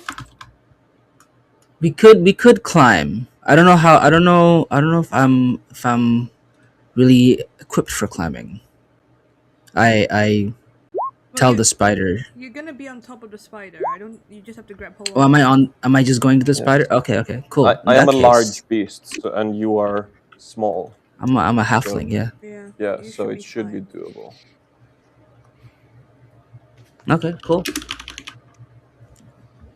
I fuck with it then. I'm good with that idea. Yeah. I mean, I'm still down to throw you guys if you want. You know, if needs be, if you're not liking this whole climbing idea. That can be the backup. Little yeet. That can be the backup. What happens to you? Nobody can throw you. That's okay. I'll just sit here and watch. It's all good. Oh, you're being You got proud. this. Also, FYI, you guys are currently a bit more gullible. You all lose 2 wisdom from wild magic. What? Don't think Wow. it'll affect too much. That was an earlier wild magic. Wow. Thanks, someone- Arlen. Thanks, Arlen. We got Appreciate For how the long? debuff. Right, so Wisdom's what like is my the main plan, thing. guys? What's the plan here? I think we start climbing, and Start I can climbing, leave a yeah. web behind. Wait. I don't think it would help to leave a web behind. Does anyone have a rope? You all should have rope just from yeah. your starter kits. We have Okay. So, I think I just start climbing up the wall with Hoggard Boggart on my back. And yeah, I have spider climb, so I can just climb up a wall. Can you ping to me where you're looking to climb? Because currently the orc is looking this way. Okay. I want to climb this tower.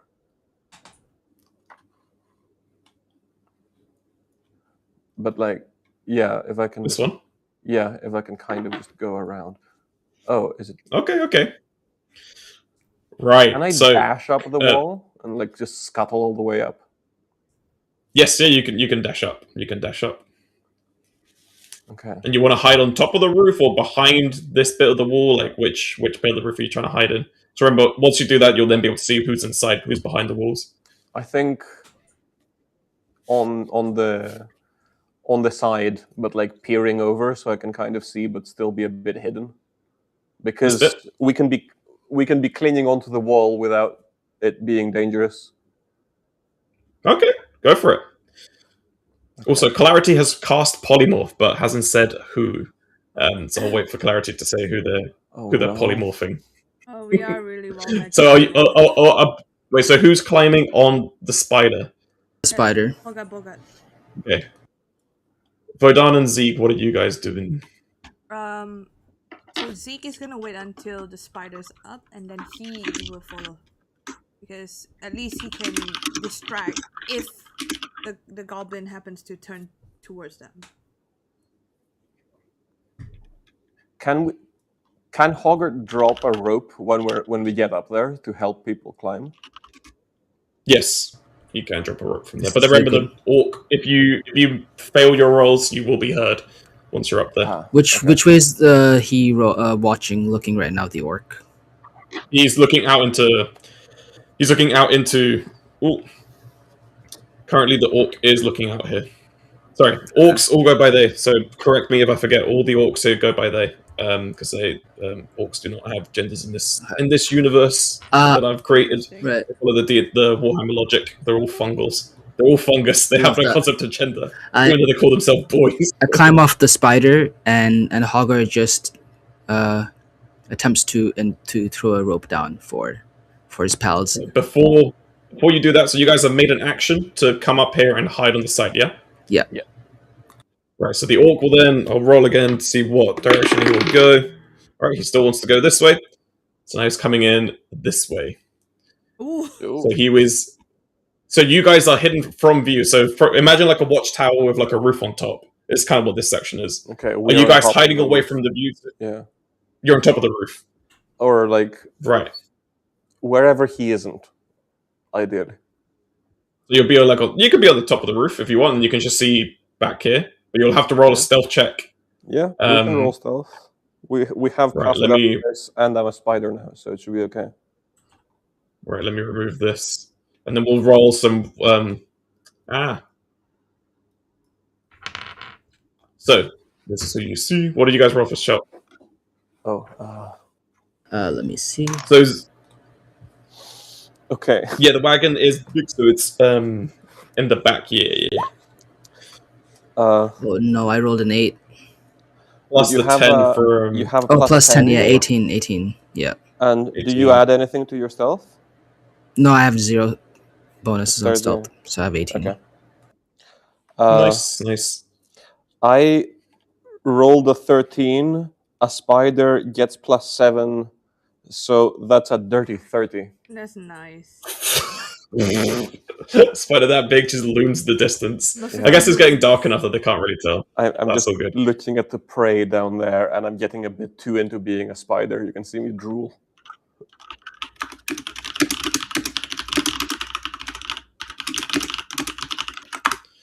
Right, so here's the next order of events are happening. So someone RLM cast wild magic earlier, but obviously you guys are in the middle of doing your action, so I will now cast the chat's action.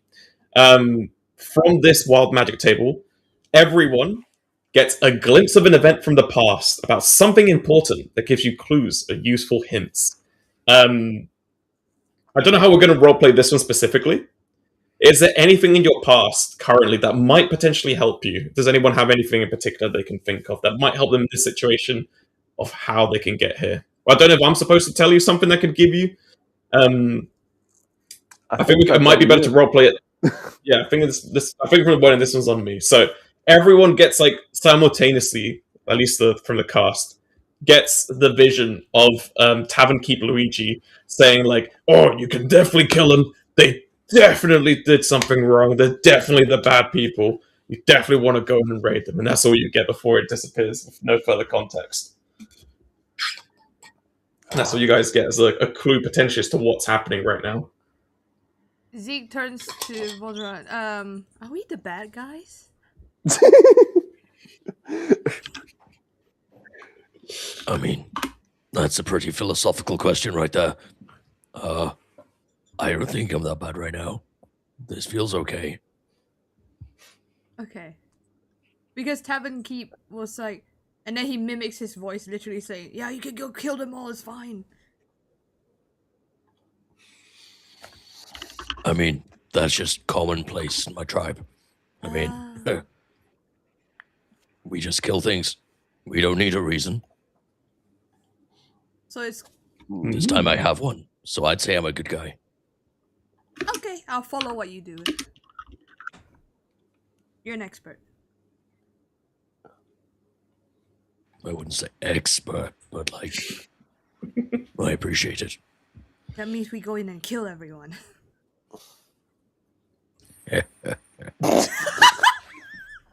That is completely up for you guys. However, as you guys are deciding all of this, you see the orc suddenly turn into a Heragon, which is basically like a large rabbit that Clarity cast polymorph on the actual orc itself. Oh, that's amazing. Eat it. Which orc? Which orc is it? The one that was patrolling? Yeah, the one that's patrolling, I Oh, believe. that's This is the only so one you can funny. see at the time. That's so funny. So a Heragon is a humanoid, small creature. It's got good perception skills. It's got lucky footwork. It can hop. It can speak very common. Herongon. Okay, sorry. My bad. It's pronounced Herongon. Anything else you guys need to know? Yeah, I think it can just jump. It's kind of harmless, but you can so you go. Oh, oh. But again, as Tavern Keep Luigi said, wild magic is commonplace in this area just due to the shenanigans that is happening, potentially from the tomb. So they just kind of go like, oh, they look like they're kind of pissed off, and then they start walking this way. So they take another thing to begin walking back this way. Since he's To go and leaving basically get them. the area from us, can I get an opportunity attack? Oh, yes, go for it. Ooh. Roll advantage, I believe, But if you're in aren't stealth. we on the roof though? Yeah, but we're within. Yeah, but he's walking Oh, because past. he's walking past, right? Yeah. Yeah, he's walking past. So- So yes, you can. I'd like to web him because he's Okay, a little what's rabbit, and I am a giant spider, and he is prey. They're prey. He's prey. I eat rabbit. Yeah, and I What's have a the- web that I have been itching to throw at someone. Go for it. Uh, What's the wording? Because this So- is the one I don't know. Web recharges on 5 and 6, so I need to roll a d6, I think, every turn to see if I get it back. +5 to hit. One creature on hit, the target is restrained by webbing. As an action, the restrained target can make a DC 12 strength check to exit the webbing on a success. The webbing can also be attacked and destroyed. AC 10, HP 5. vulnerability to fire damage, immunity to bludgeon, poison, and psychic damage. So basically, he gets restrained for until on his round he uses an action to try to escape. But if he's a rabbit, he might not be able to get the 12 strength check. Okay, let me. So what dice do I have to roll against strength? Currently nothing. On their action, they roll a strength check. So the webbing is immediate, so they don't get to save. I need to roll to see if I hit, basically. Okay, that's a 9 plus 5. That's a 14 to hit. Yes, you do hit. Okay, it's right on the money. Nice. So they are now weapon entangled. They're webbed. What would you like to do? Are you just gonna yoink them back up? What sort of action are you looking to do for? I mean, I wasn't gonna, but if you're offering, well, I'm just saying, it's whatever you want to do. Just to there's nothing in the wording here that I can bring the webbed thing to me. But if they're a rabbit and in a web, and I can bring them up a tower and to stick on a tower, that would be great. But this is feeling very Splinter Cell.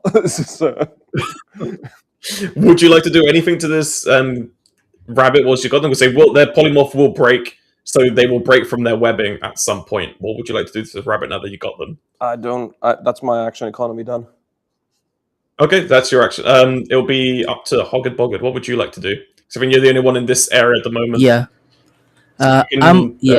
There's so I am going to cast invisible. It's still the rabbit, right? Yeah, it's still a rabbit that's entangled in webbing. Okay, cool. I'm gonna cast, because it is going to polymorph back into an orc at some point. I'm gonna cast blindness on it. So it's a blind webbed rabbit. Yeah. So I cast blind.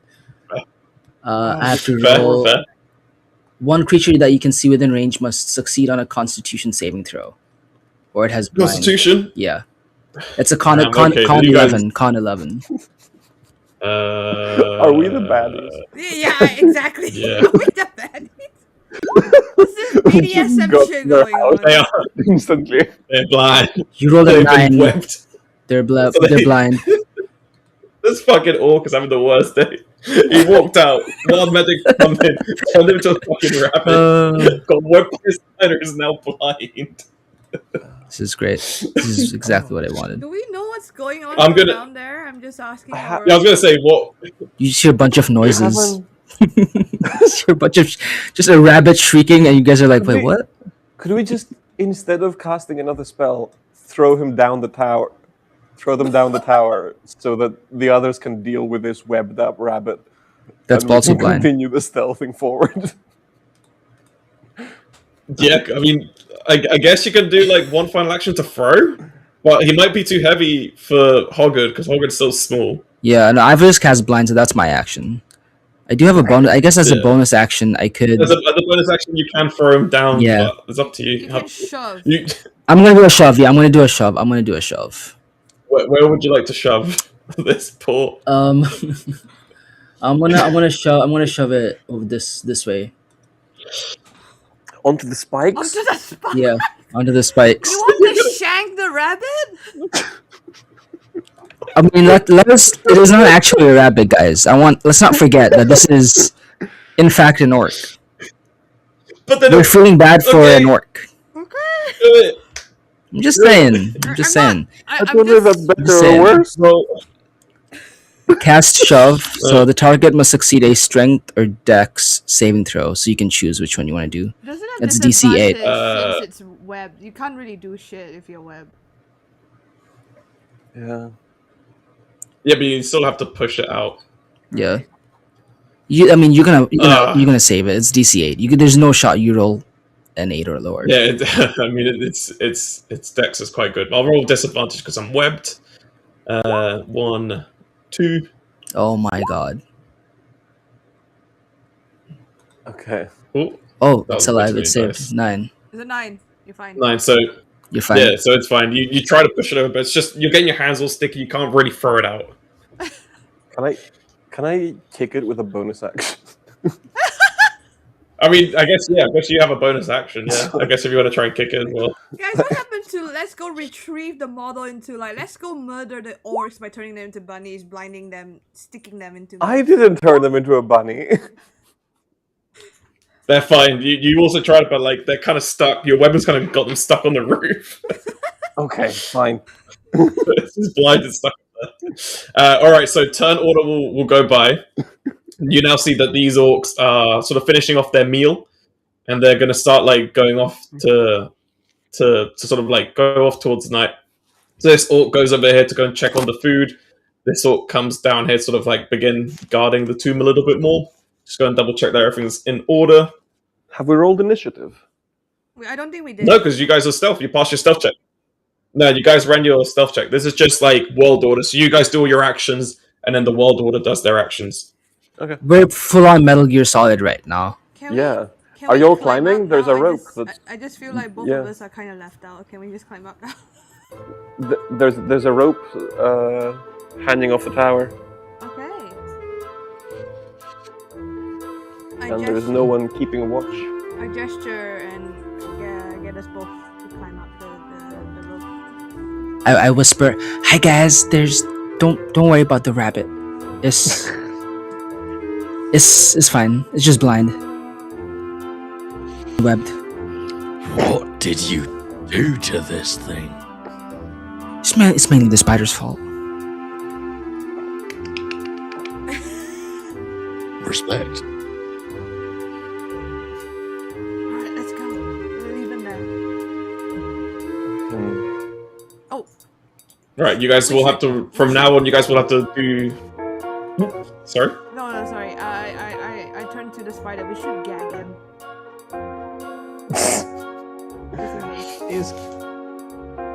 Can I keep wrapping him up in web, just so he becomes more of a mummified? I mean, yeah. I guess. I let Zeke know that that's a really good idea, Zeke. We should, because if he screams, then what if Yeah, it but screams? mainly to gag him with the web. Gag them with the web. That's- Okay. I guess roll your dice for it. I don't have dice for this. This isn't Oh, an is it just- allowed thing. This is. Oh yeah, it just happens, and I got to roll. I mean, he's already. I guess you should do it because he's already in webbed anyway. He can't really. He's already entangled. Okay, and then we can keep going, I guess. But roll me. I was gonna say roll me a stealth check again. For everyone? Because you are gonna. Everyone gets plus 10. Well. Yeah, everyone gets plus language within Sparta Sprig. How long was your thing? Was it an hour? An Yeah. hour, We're good for a while. Unless Okay. I lose concentration. This is Well, I concentration. got 33. I'm at 20. I got 18 plus 25. That's, 21. So you guys 31. successfully get up and do all that. Right. Where would you guys like to move? You will probably have to roll another stealth check because of this orc here. But you guys were able to do your actions up here, all good. Yes, go along. So are you taking this orc with you, or are you just going to keep him up there? I keep it there. We leave the orc. Yeah. I'll leave him. They're stuck in the web over there. It's fine. You guys can dash up a little bit as well if you want to. It's not just the 30, remember. I go up to the English breakfast tea loving piece of poop and I whisper, hey, you know that throwing idea you had earlier? Say less, little one. I feel like I could be a good cannonball. Where would you like to be thrown? Right on top of Understandable. So, yeah, I'm gonna pick them up and just throw them full force right at the captain. Wait, give me a sec. This is some Baldur's Gate, like, oh, let's eat that halfling with the... The windmill. So, right. So here we go. So who is throwing what? So someone's cast. Danderman has cast wild magic. So this will happen after Lazy T throws. So where are you throwing it, Lazy? I'm throwing him right at the captain, right into the chest of the captain. Okay, let me load up the captain's stats. Where are the stats? Right. Oh, wrong sheet. Oh, it's down there. Right. What is the rule for throwing? I just don't know the rule for this. Typically, it requires grappling the target first.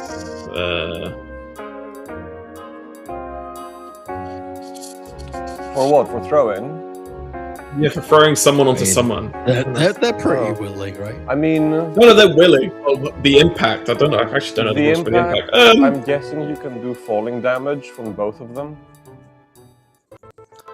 Yeah, I guess he'll have to roll, like... Okay, yeah, it's gonna be nice to price. Roll me an attack and see if you actually land the hit, though. Throwing improvised weapon, I think. Yep. Yeah, improvised weapon will probably be the damage. It'll only be like 1 or 2. I've never had the situation of someone being thrown onto someone else. I guess just roll me like, do you actually hit or not? Because you are throwing an improvised weapon, i.e. Hoggard. So just roll me a d20 with whatever modifier you like. I think it would be Dex in this case. Yeah. Dex. Okay. So Vodan, if you can roll me a d20 with your Dex bonus, please. Cool. Let me pull up my dice. So that is a d20 plus 3.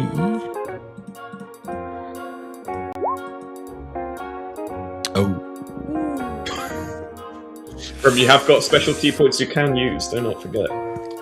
Yeah, I'm gonna use some specialty. Let me just real quick.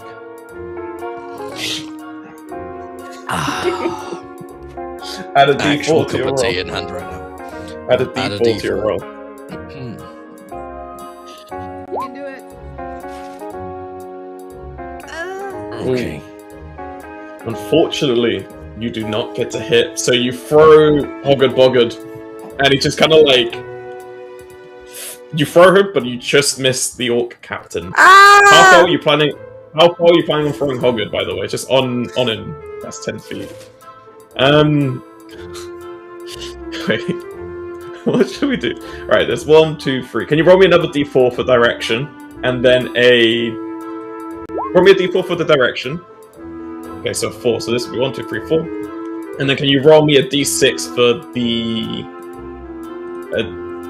how hard were you throwing him? Were you probably going... Oh, like proper volley.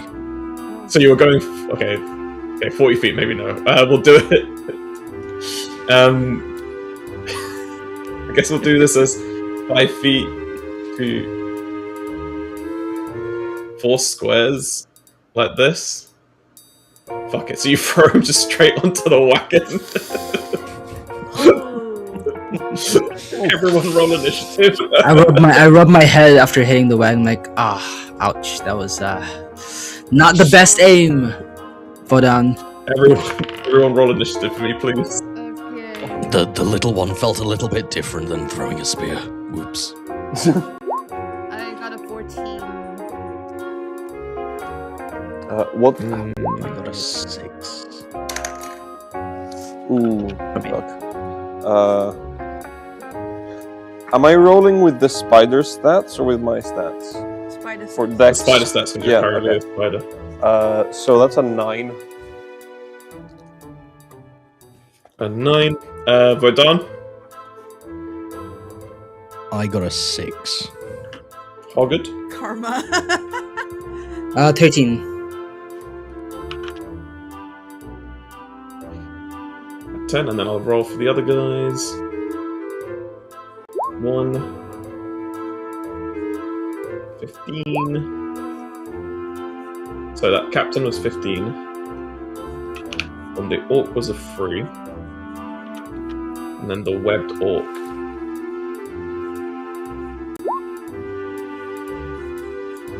18.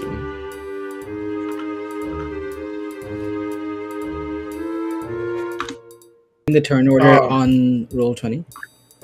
Yeah. Sorry, just. But can everyone give me the stuff again? It didn't save. 14. I got 6.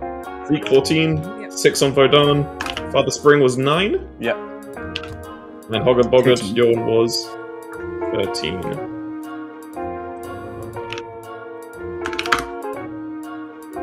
Oh shit, we've got 2 wild magic casts as well. So we'll roll those. We'll roll the 20. That's a 2. A 2 and a 24.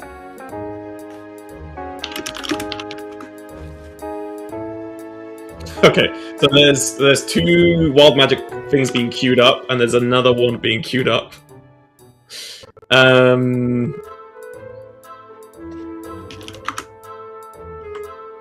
Right. Sorry, give me a sec. Everyone's queued up a bunch of requests for wild magic. So I think it's just okay. So I've done the one from earlier. I've done Steven's. Steven, I'll do you as just one, just because there was quite a few. Right. So first one that happens. I think Clarity. I think you did Dan the Man. You did one at the Orc Captain. So the Orc Captain suddenly gets a burst of flames, and creatures around him take 1d6 fire damage. It's good that you didn't hit him, huh? Yeah, for real. Calculated. Let me measure this as a... Huh. He just seems combust. That's a lot of damage.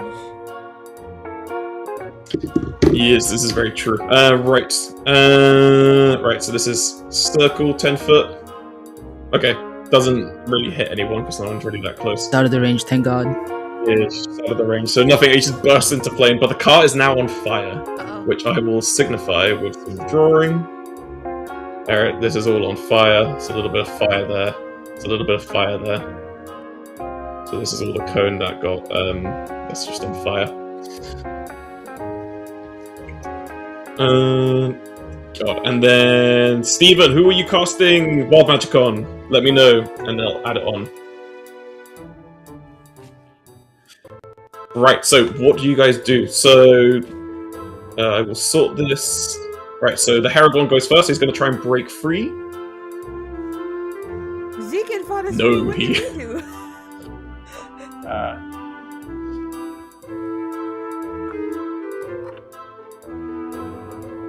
I can take Right, some. Orc Captain goes next. You guys want to discuss what you're doing whilst I look up?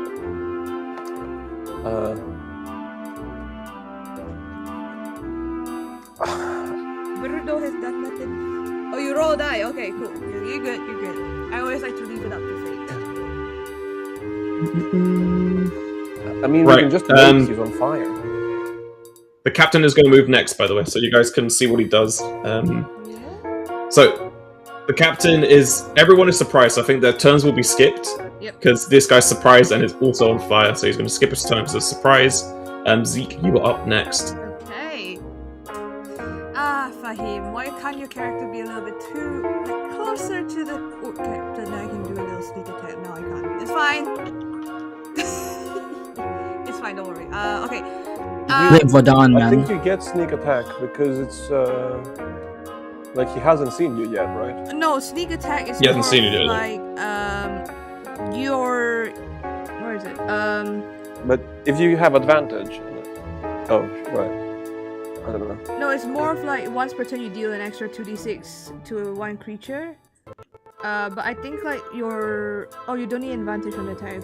Yeah, I don't need an advantage on the attack if at least one of your allies are within 5 feet of a target. So no one is within 5 feet, unfortunately. Right? The square is 5 feet, so that's not gonna work. It's fine. So what I'm gonna do is I'm gonna stand here. I'm gonna move my character. I'm gonna move around here. And then I'm gonna use my longbow, my candle flame longbow, and shoot at the Orc Captain right now. The Orc Captain? Yep. Right, give me a hit. Shit. That's a 12, so I don't think that's gonna hit. No, that does not hit. It zoomed straight past him. Oh shit. Okay. Nice. Bonus action. He will stay. He'll stay there, and use steady aim. So on the next attack roll, I'll have advantage. Oh wait, no. I already moved, so no, it's fine. I already moved. Never mind. I will use Master of Tactics if anyone's making any attack roll or any like if you're attacking, I am here to help you. So basically, I am giving the help action to whoever needs it.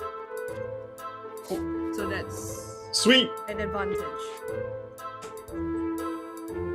Nice. Right. Is that the end of your turn? Yes, that is it. Nice. We'll move on to Hoggard Boggard next.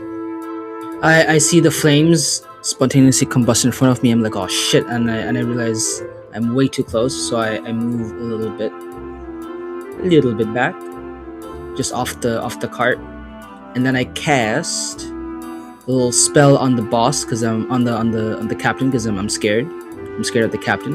He big burly man. And I cast command, and which is I can make him flee. So the target spends its turn moving away from you by the fastest available means. That's a one-word command to the creature. You can tell So What is into ends the instantaneous. fire. I'm just gonna say, yeah, I'm gonna make it go into the fire, and I say, "Begone." to the fire? Yeah, As in, like, the you're gonna fire away remove from the me. fire? No, I'm gonna make him move away from me into the fire because he's But he's fleeing already in away the from fire. me. This is No, sorry, it's around him. Sorry, it's around him, so the burst of fire was all around him. So he set fire to the wagons, the food trough, and parts of the wall have begun to sort of singe a little bit. Yeah. Does it say how far he flees? It doesn't say how far you flee, so I guess you can I decide. think it's just the movement. What do I need to roll as for my constitution or save or whatever? It doesn't say you can do any saving. Oh, it says must succeed on a wisdom saving throw. Wisdom saving throw. Wisdom 11. What's the D? You have to save. Oh no! He saves it. He saves it. Damn. So you command him, but he's he's just locked onto you now. Uh-oh. This is good. This is good. This is fine. Have you got anything else you want to do before No, I'm good. I'm just chilling. ending your turn? Yep. Right, Father Springs, back to you. Well, I don't want to go in the fire. You can jump. You can jump over it. Okay. I want to wait. Ha ha ha! I'm gonna roll to see if I get my web back. Yeah. I do not get my web back. I'm just going to walk up to the orc in the back and bite him. Wait, I'm gonna see what can I do as a spider. Bite. Yeah, and then they have to do a wait. Let's see if I hit first. Fuck. That's that's a 3 plus 5. That's an 8. That does not hit. You go to bite the orc, who's just seeing the spider jump over the flames and run sight towards him. But he's able to sort of like duck right at the last minute of time. That's my turn. Nice. Right, Rodan, to you. So, I after my terrible throw earlier, I feel like I might need to make up for this.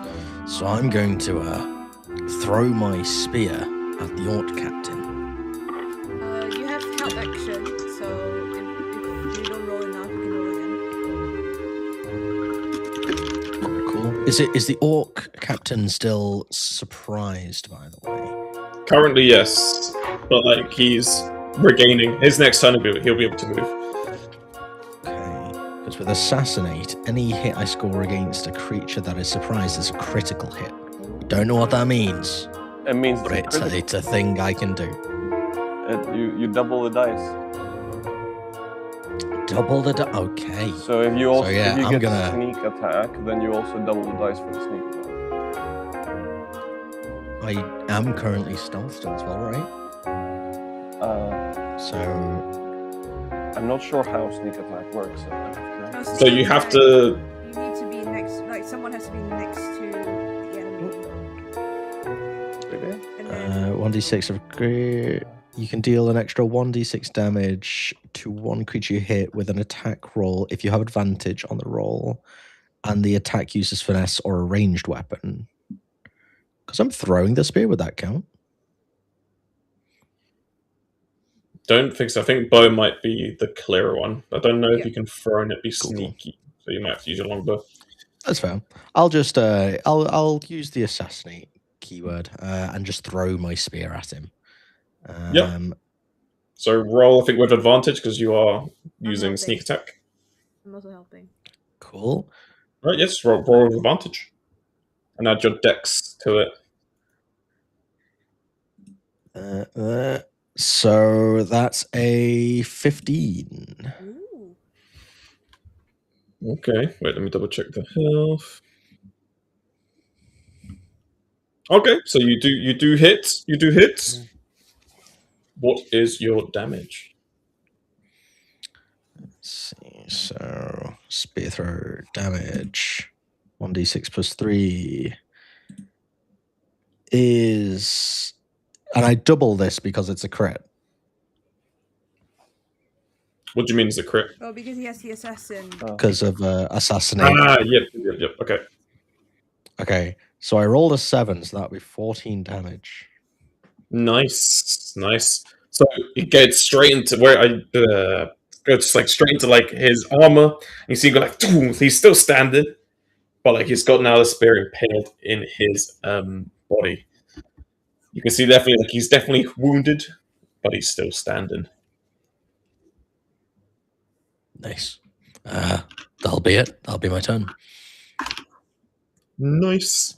Right, now the orc that is here, this orc, sees a giant spider running away and is going to try and escape into the tomb. This will cause an opportunity attack. So, Father Spring, would you like to use your opportunity attack Definitely. to roll? I'm gonna Go try for to it. bite him. Go for it. That's a critical failure. What? That's a critical one. Oh damn. Oh no.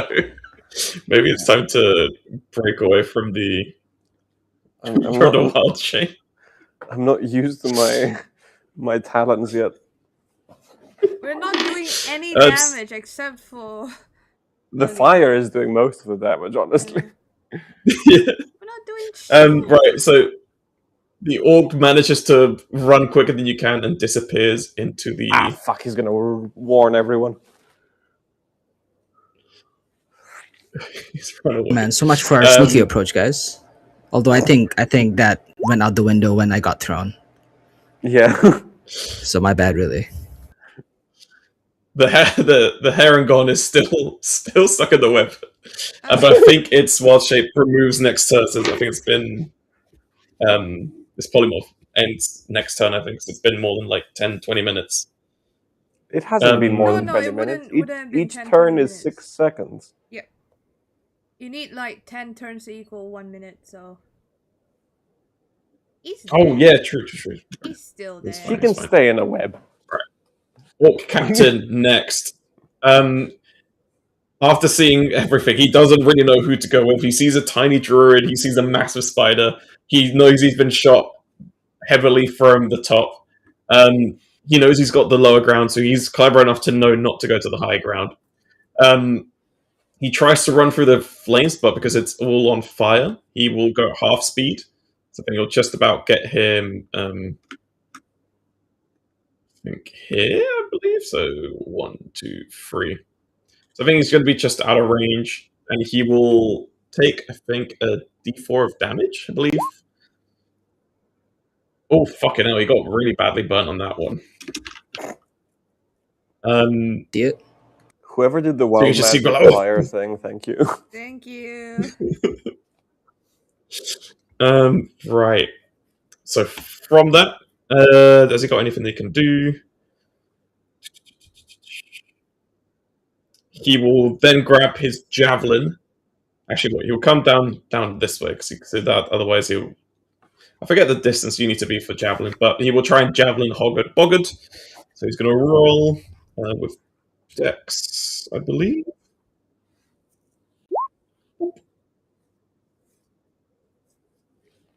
Does a 15 hit? No, it does not. Thank God. A 15? Just about not. I 15? have 17 armor class. What? Yeah. Wow.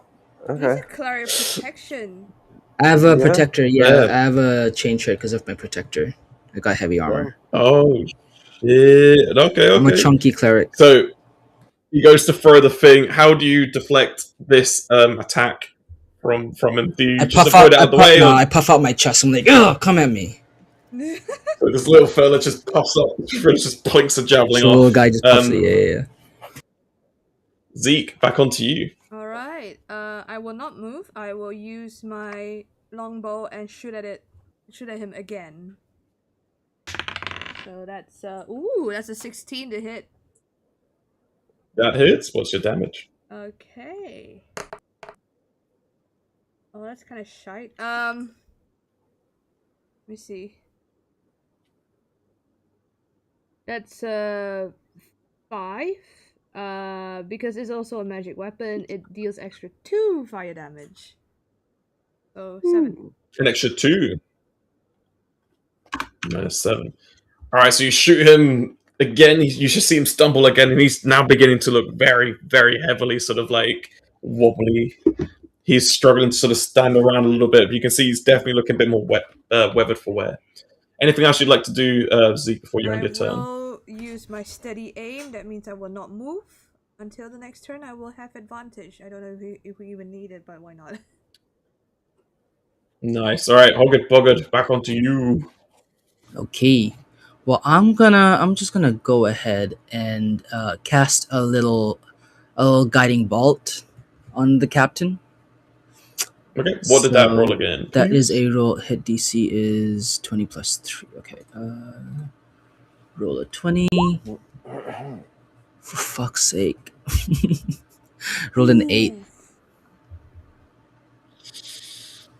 That is peak. What were you supposed to hit? What was your DC? Well, it was it depends on his armor class, right? Oh, sorry. Yeah. Okay, yeah, you do not hit. Yeah, definitely. Yeah. Oh. Right. Is there anything else you can still move even after you do I can still move. I can still move. I'm just gonna, cause I'm a little worried he's getting too close. I'm just gonna go ahead and back myself into this wall here. Nice. Nice. All right, Father Spring, back onto you. I'm just gonna run towards him, and wait. I'm gonna roll to see if I get my webs back. Where's my? That's a 4. I don't get my webs back. It's okay. So I'm going to try to bite him again. Well, Go for it. The leader guy. Wait, can you get? Yeah, you can get to him. 1, I've 2, got, 3. Yeah, it's 30 feet Yeah. away. They're 30 feet away. Okay, so that's 15 plus 5. That's a dirty 20. You very much hit him. What would you like to do for damage? Right. So they have to do a DC 11 Constitution saving throw, and if they fail that, they also get 2d8 poison damage, and half as much as in a success. And I need to get some d8s. I do. He fails the Constitution. Awesome. So I do 4 plus 3 piercing damage of 7, and then 8 plus 7 is 15. 15 poison damage. And he how dead much was yet? the other one? Ouch. I forgot. Wait, what? Two, 15. 2d8 poison damage on a failed save, and 1d8 plus 3 is the piercing damage of the bite. So 15 overall. Yes. No. 15 is because I rolled 8 and 7 on the d8s for the poison, and for the other one, I had rolled 4 plus 3, so that was 7. So that's 22 damage. I am speechless. He's I dead. could- How would you like to do this? Yay, How would nice. you like to do? So I just bite and just keep like pumping poison into him as like I start kind of wrapping him around into a web. I know that mechanically I haven't got my webs. This is just flavor. Yikes. Jesus. Okay.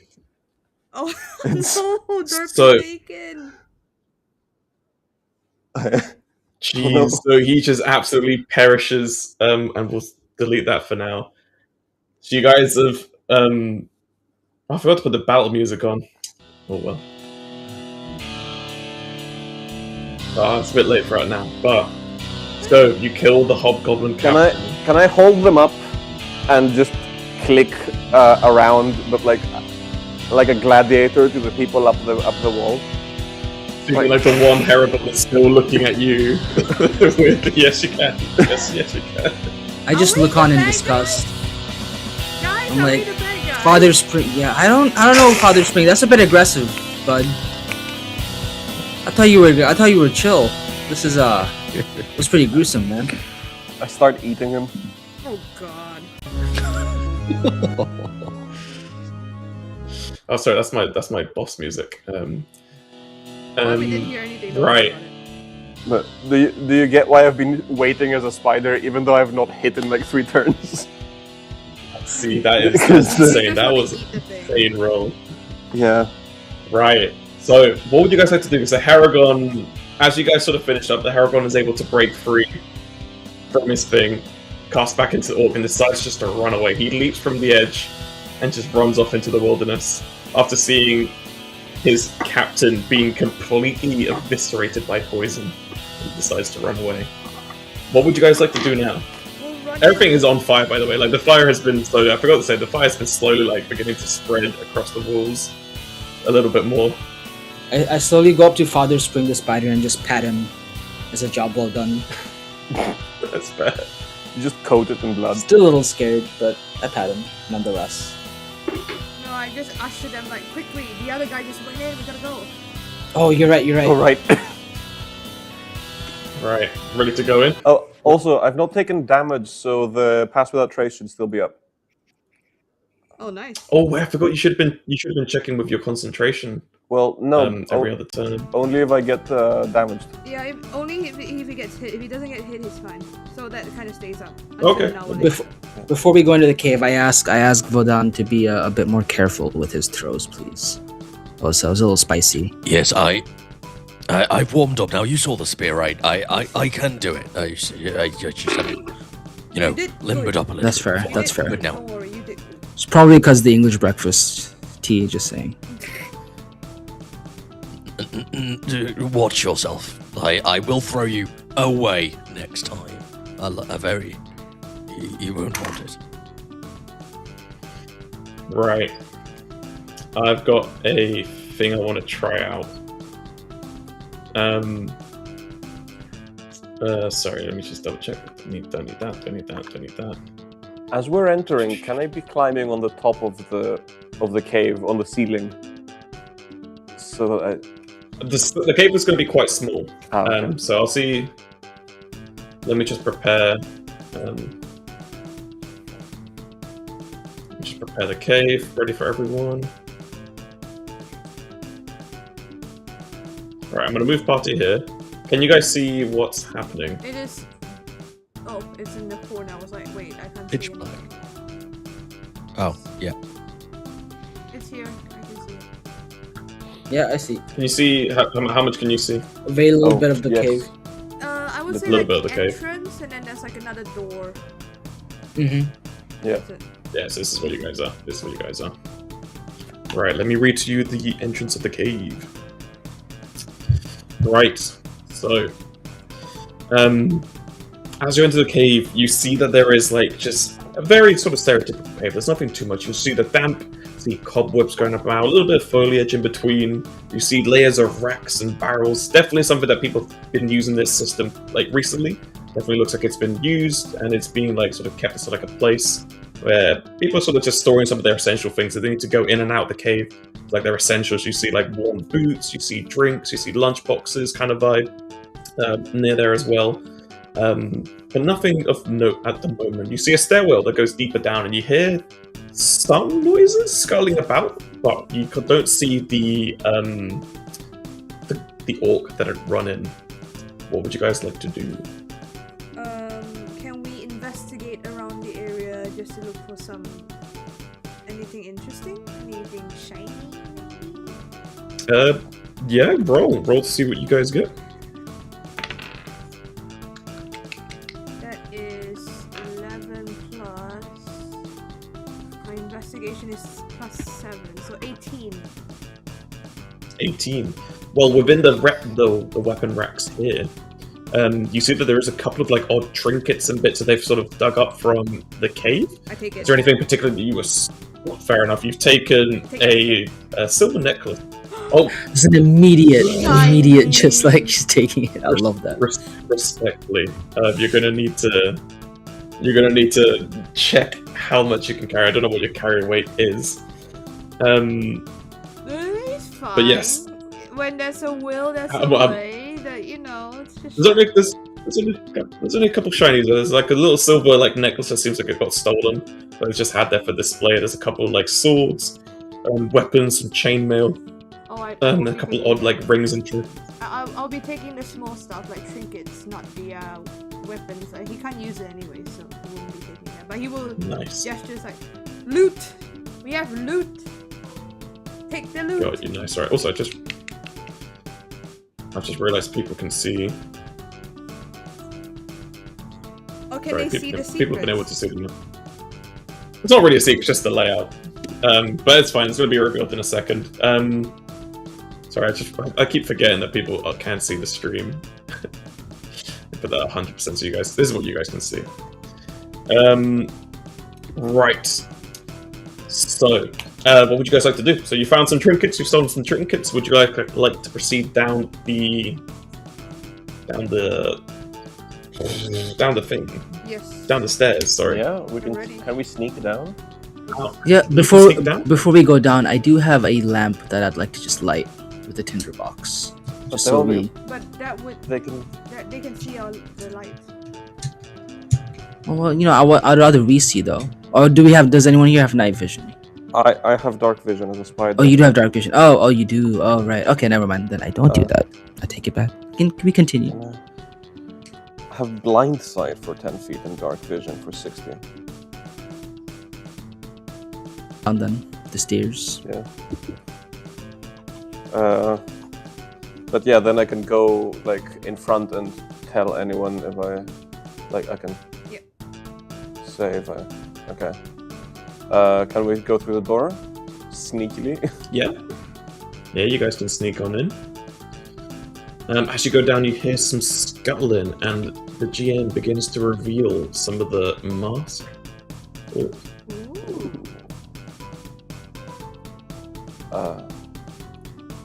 I cannot see it. Oh, okay. But he's learning how to use the software. You're good. So this is all you guys can see at the moment. Ooh. How deep in the thing are you going? Just so I can reveal it as we go. I mean, as long as I'm not seeing people, I think I keep going. Yeah?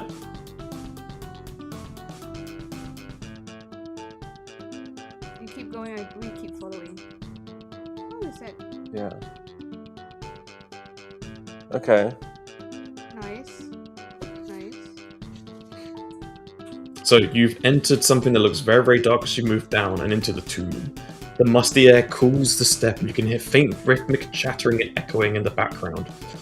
You can hear some like distant sort of like things going on. There's like lots of rhythmic things happening in the back. Sort of like further down the tunnel, like down this little area, you can hear this tunnel. There's more rhythmic stuff happening. What would you guys like to do? So yeah, as you enter, you see like there's loads of like bedding. Again, you can see this is probably where the goblins and orcs would be sleeping in most of the time. You can see a recently put out like fireplace for some food that was just recently eaten. So definitely look, there was people here, but they might be slightly further down the map. Can I check to see if there's any evidence that they are evil? Because I did just eat a guy and I'm feeling a bit bad. Yeah, you can have a rummage around their belongings. Give me an investigation. Or perception. I'm so bad at that. Okay. Perception and investigation. Oh, okay. Anyone else can help for advantage. Anyone else is doing that 11 check. plus 5. That's 16. Help. I help. Oh, if I have advantage, that's... Oh, wow. Okay, that's a 19 on the die. That's 24. 24. Thank you, Okay. Hogger. So as you guys are rummaging about to see if these guys are actually evil or not, you see on this table here, there's a little diary from one of the orcs I was just writing. I have a little like log of all the stuff, the activities that they've been doing. Oh no, they're writing diaries. They can't be that bad. We don't Yeah, know. and the little diaries. The just evil writing Necromonicon, evil ass diary. We don't know yet. This is not a what is it? Army of Darkness. No? Yeah, the Army of Darkness. Well, that's not Left 4 Dead. What's the one with the Sam Raimi? Oh yeah. Evil The Dead. Rainy one. The Evil Dead, that's the one. It's not the Evil Dead Necronomicon, no.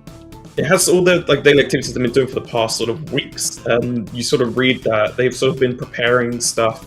They've been gathering some sort of ingredients for something. Potentially looks like you recognize it being a druid as like a ritual that they're going to be casting. But you don't see anything particularly like nefarious. You're kind of wondering what type of ritual it is because there's no ingredients in there that would refer to sort of like black magic. They use a lot of like coded words as they're trying to keep a secret, so as in case they ever got found out. Some of the words are in a sort of like style. Does anyone here read Orcish though? Huh, good question. Before I continue devolving anything else. Not me. I don't. Only no, Goblin. I read Goblin, but not that. Okay, if you read Goblin, you can read some of this because this is written like some parts are written by Goblin, which is where you get this information that they seem to be gathering supplies for a certain ritual. They seem to be having a lot of paints as well. They seem to have a lot of big orders from the Game of Workshops. There was a nearby like supplier of models for the Hammer of Wars TN pending company that's been doing models. So you've been seeing that they're gathering some stuff for a ritual. There's a lot of supplies they've been buying to paint their models. That's kind of what you've been sort of gathering from some of the notes that the more goblin characters have been writing in this sort of like almost diary or like activity log or like kind of like a workbook, if you will, of activities that they've done throughout the day. I relay the information to Is there any indication as to the type of models? Oh, that was two people at once. What kind of models? What army would they be painting or talking about? These guys, it's a mix of models. Like they've bought in some Imperial Knights. They've got some they've got some knights that are. They've got some big knights they bought in. They've got some Marines of Space that they've bought as well. They also seem to be having, because they're also orcs. They bought in some fun like orc models as well that they like to paint. Nothing that would give you the sense that they're very into their sort of like more evil factions or whatnot. Interesting. They're not into their evil factions. Honestly, we might be the bad guys at this point, but hey, yep, we're getting paid, so I follow where the money goes. Do I see any mushrooms? Yeah, there's a couple of mushrooms growing about. Do you want to roll see how good these mushrooms are? Just roll me like a nature check. Roll me a nature check. Can I do survival? Tell me how good you're. Or nature? Nature. Yes, Okay. survival or nature, whichever you prefer. Okay, that's 11. 11. These just seem like common mushrooms. These aren't the rare ones that were spoken of. You can pick them up still if you want to go and have them. Like they seem to be safe to eat. It's just common mushrooms that are I'm just growing already caves at full the of moment. work. We can. I'm happy to keep going. I click and I point at the door with my legs. Yeah, we should get going. Yeah, let's go. Nice. Yeah, Alright. let's go. Do you guys proceed slowly? Yes. Yeah. I can stay in front since I have dark vision. Right, who's gonna pass over the tunnel first? I can go in front because I have dark vision. Okay. Can you roll me a wisdom check as you're walking past, Oh, please? do we have disadvantage or is not?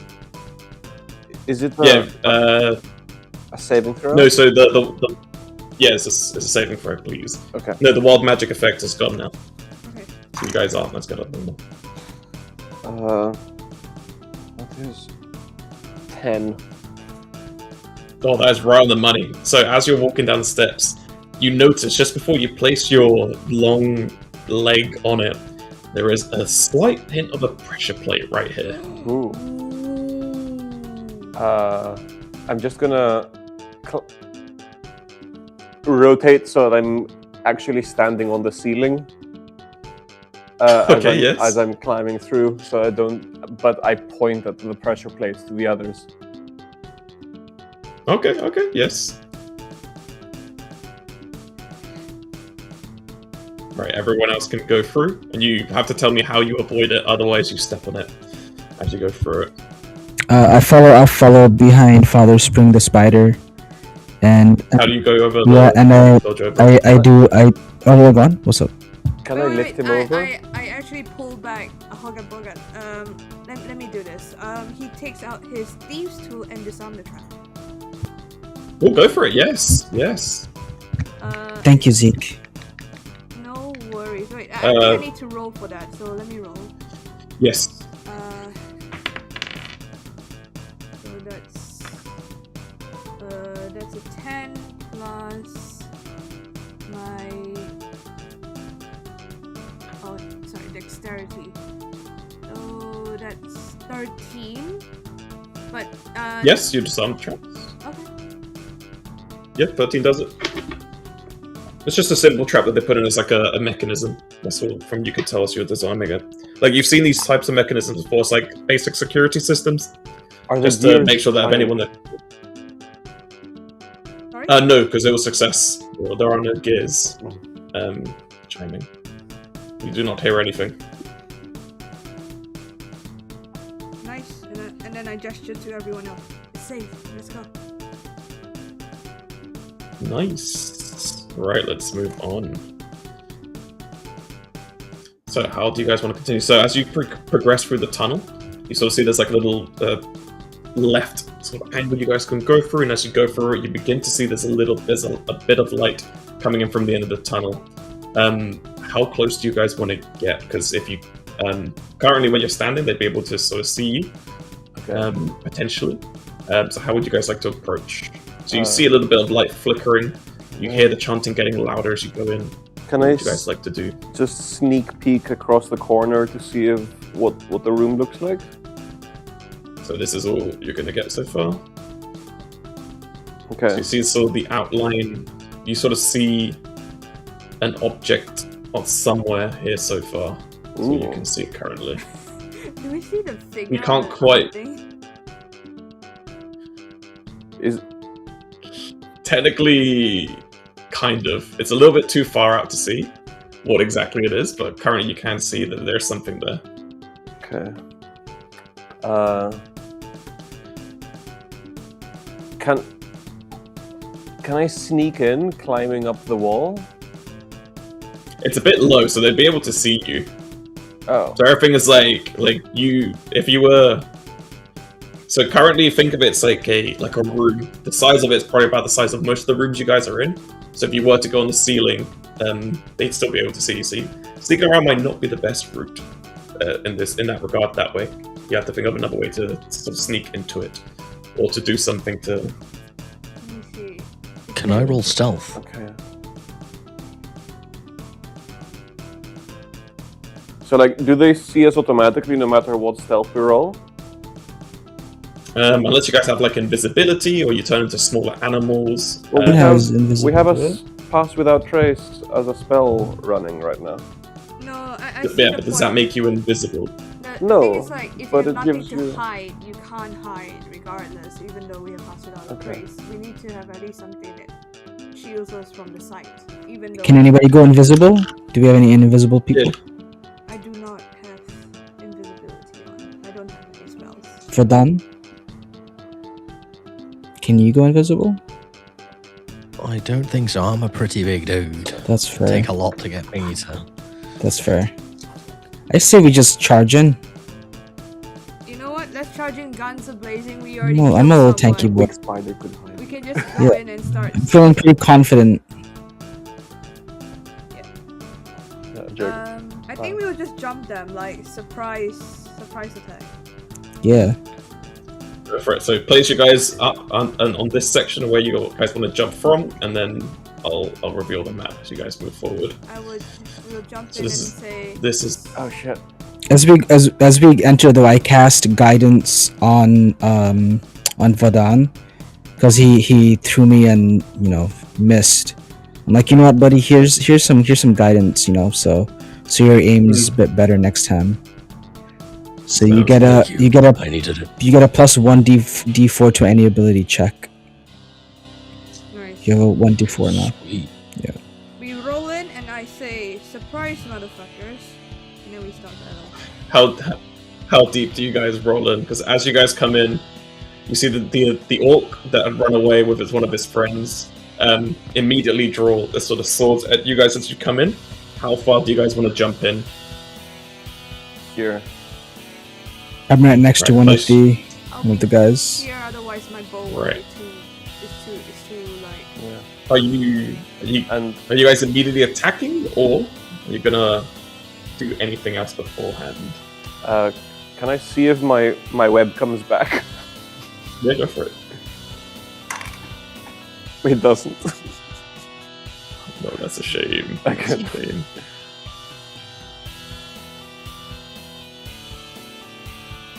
Right, okay.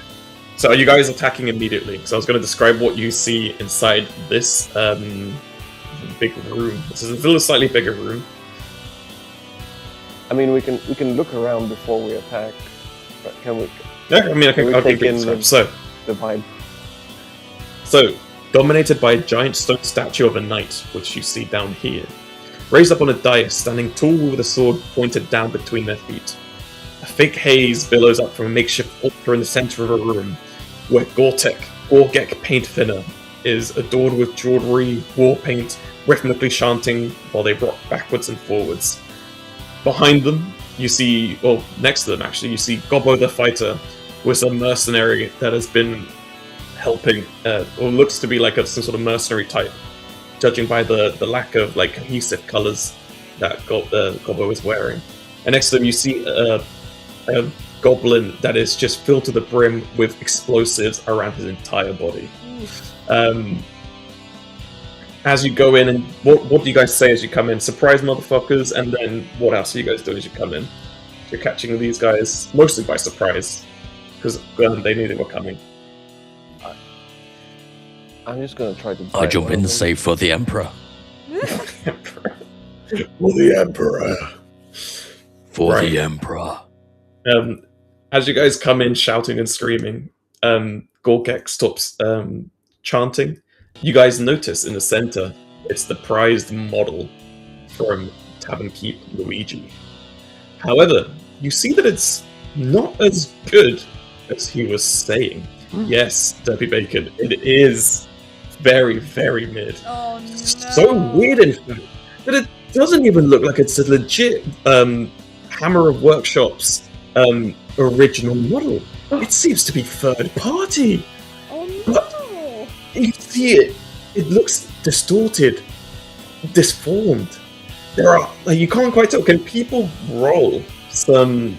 Can someone roll perceptions on the model as you guys come I would in? like to roll perception. Oh, that's a sight. Roll a 4 plus perception is. I think perception is Oh, it's a 6. Nothing. I've got a 17. 17, that will do it. So, Father Spring, you see that there are eyes, and that its shape keeps constantly changing. Every single time you blink, the model seems to change its form just slightly. And has anyone got any magic knowledge? Yeah. I'm a pretty magical guy. So as you see that this thing is changing its form every single time you look at it, can you quickly roll me an Arcana check? Oh, my Arcana is shit. That's a 14. You can tell that there's definitely something magical going on with this model. Like, you can't quite tell what the model actually looks like. It definitely doesn't look like an original Hammer of Workshops model. But it's definitely looking like it keeps changing shapes. And you kind of seen this magic before, but you don't quite tell what sort of things causes it. But you know it's not good magic. Whatever's been used on this model is evil. And as you come in, Gortek goes like, "Oi, what are you guys doing in here, rocking up my stuff? I hear you guys are attacking me. What's up with that?" He's like throwing his arms around wildly, throwing his like random bones on that he's grabbing that he was using for his ritual, like still trying to finish it, finishing in the ritual, still doing some rhythmic stuff whilst he's talking to you guys. Well, I clear up my throat. I'm like, we're here for on behalf of the tavern keeper, because I believe you stole something of his. Oh, what? That prick? Oh, nah, this ain't stealing out none from him. He's taken more from me than I've taken from him. Every year, I submit my own models, and every year that fucker wins. I can't stand it. I knew something was up.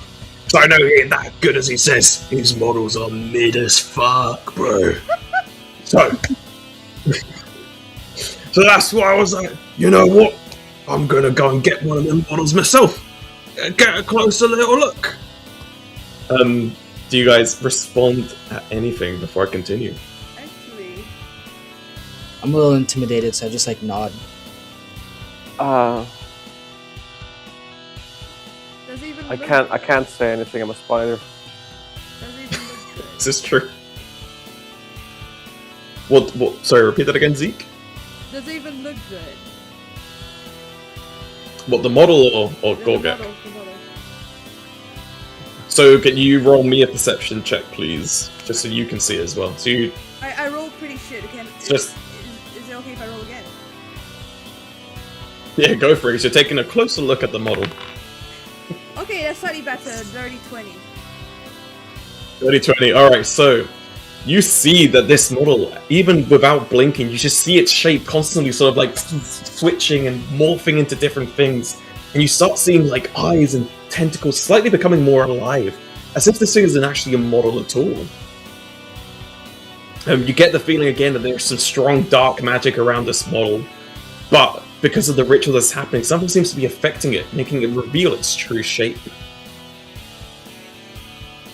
You have tainted the model. Do you guys... Me? Tainted the model? Nah, this is me revealing what it really is. That dirty fucker's been confining and pacting with the dark gods himself. That's how he's been winning all these years. The dirty prick. And he spits on the ground and continues chanting to try and break apart the model's magic.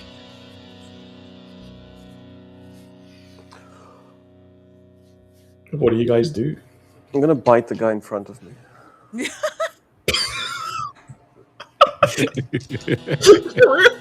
I see things, I bite. Alright, I guess roll initiative then, everyone. Okay. Incredible reaction. Yeah, just bite the guy. Even after that revelation, you're gonna like, fuck it. Fuck it, yeah. We ball. I rolled a 19. Hell yeah. That's what is it? That's a 4 plus. Okay, give me a minute. Roll. That's 4 plus 5. 9. That's a 9. So Zeke, you got a 9. Father Spring, what did you get this time? 17. 1738. Hey, right, Verdun. I got a 20 plus 3. No, What? nice. Yeah. Hoggard Boggard, what would you like to do? Well, I got a 19. 19, right. Let me roll for the rest of these fellas then. Shaman, Gorgek. Is that your first nat 20, by the way? Bodan. Got an That 8. is my first, not 20. Hey. Ooh. Very well done. First nat 20, let's go. A turn, a turn, a turn, a turn, a turn. So Gorgek got an 8. 9. Sorry, there's probably a quicker way of doing this. 14.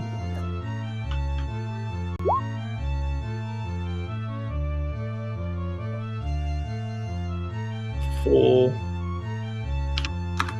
Last guy.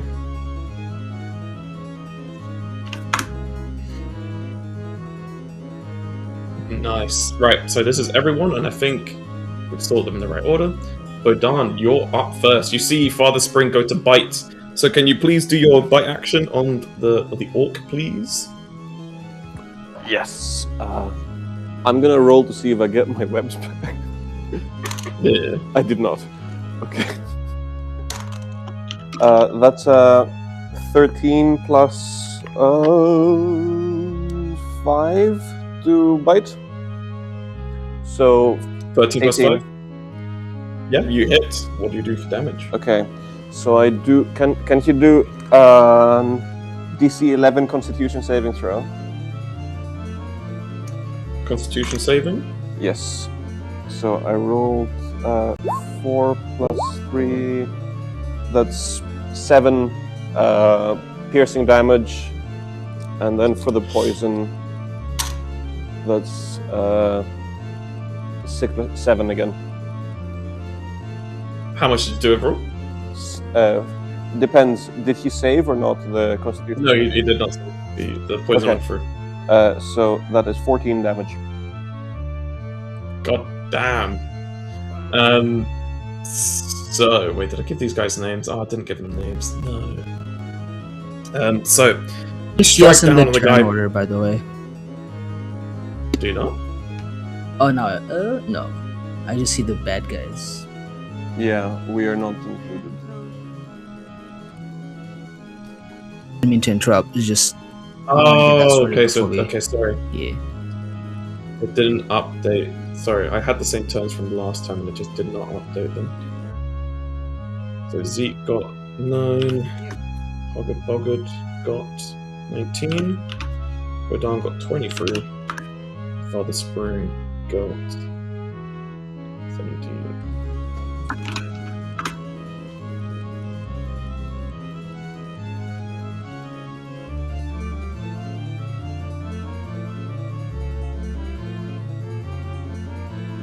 Give me a sec. Right, there we go. Is that better now? Yeah, nice. Yeah, we can see it now. Sweet. Sweet. Okay, I gotta know that that's how that works. Right. So the orc literally goes down. You see, like he's looking like he's fatally wounded and is now convulsing on the ground of the thing. Gorgek screams out, "Ishtar, no!" Ishtar. Yeah, I'm just gonna call him Ishtar. Fuck it. I'm gonna change his name. I had named all these guys. They're rocking with some god names. True. That's a god name. Ishtar. Oh shit, I did not know. Sorry, Derby Bacon has now sent some blessings for polymorph. Would you like to? Would you, Derby Bacon? Can I clarify that you're polymorphing the model you say, and what would you like to try and polymorph it into? So we begin with Vodan now. So all the other guys have got. Well, they're not surprised because they knew you guys were coming, but you guys got a first turn into the attack. So Vodan, would you like to go next? Yeah, I mean, I guess. Yeah, I mean, I guess I'll just hit this guy in front of me with my battle axe. Go for it.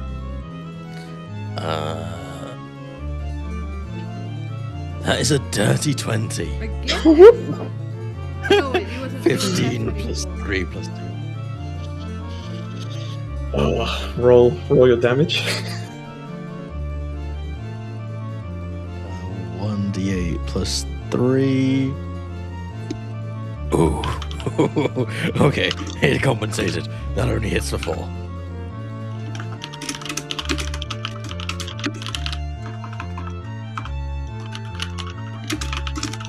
Right, so you got 4? Yes. So that will be 4 damage, so you sort of go and cleave, you just miss a little bit of like any actual like damaging parts and you scrape on the orc's hand. Let me just do here, -4 damage, and this is -14, so I remember what I've got. Is there any other things you want to do? Yes, I will inflict Frost's Chill, since I'm a Goliath. Since I did hit the target, I can deal 1d6 cold damage to that target and reduce its speed by 10. Go for it. Very nice. That is 2 additional damage. Another 2, nice, and he's got -6, and then it's slowed. It's a good move, man. Thank you. Slow. That's another thing for slow, I'll just add it as like this. Gorget then also screams, "No! Paint Sniffer!" Paint sniffer? Incredible name. Well, I mean, it works for orcs. I don't feel like a bad guy with that kind of name, Jesus.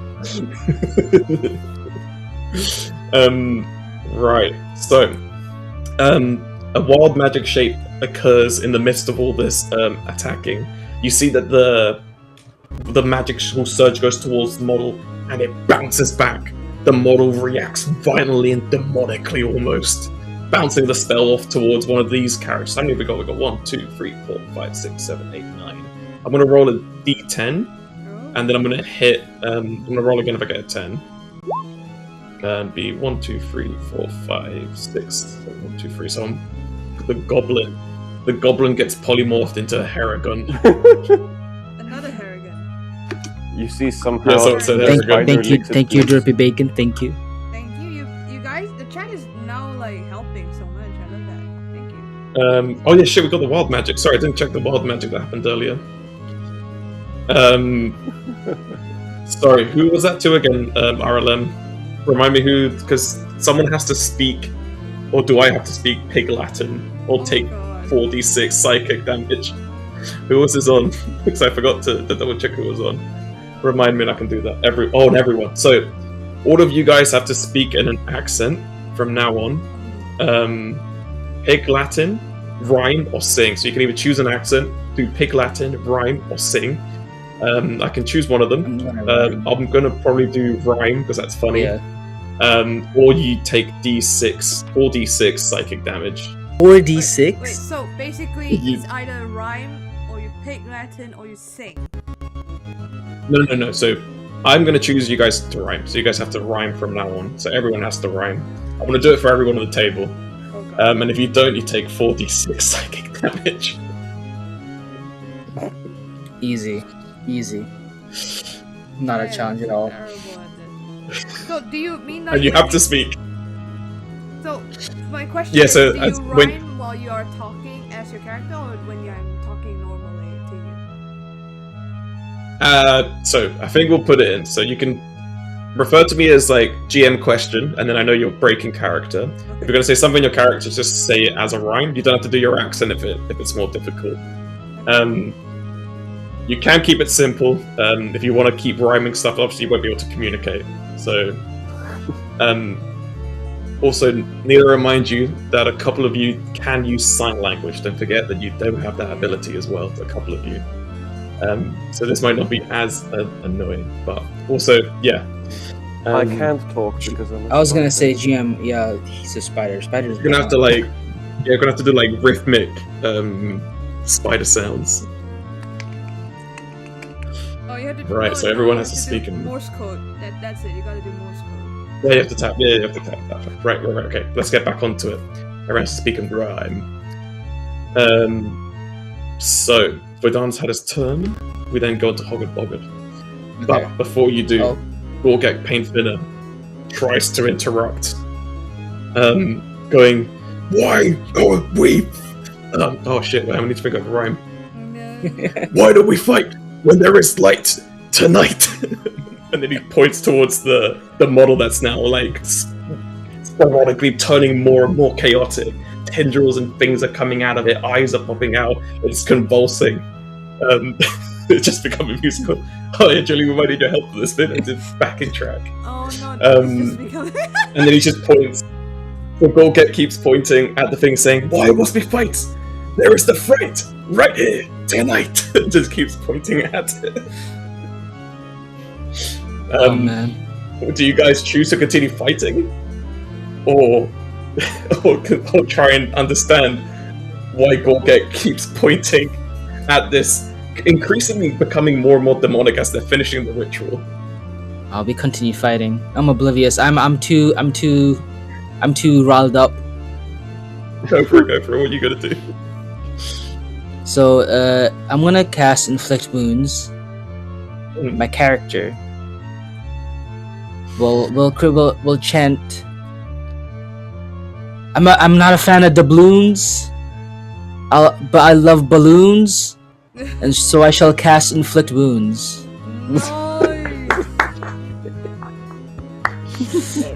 I cast it on this guy because it's a touch. Alright, what is the It's a con 11. again? So you have to do a Constitution 11 save. Ooh, nice. Okay, so I rolled 2d10. God. Oh, it's 10. Oh, how do you That's do this? 10 damage. I just chant my. I just chant the same rhyme again and again, and I get increasingly frantic and just crazed in the eyes, and then touch him, and he like combusts into like squish, just like mulch. Oh, Paid Sniffer dies. Oh no. Oh shit! I'm trying to think of a rhyme now. What would Gore-Tex shout as they see their friend die?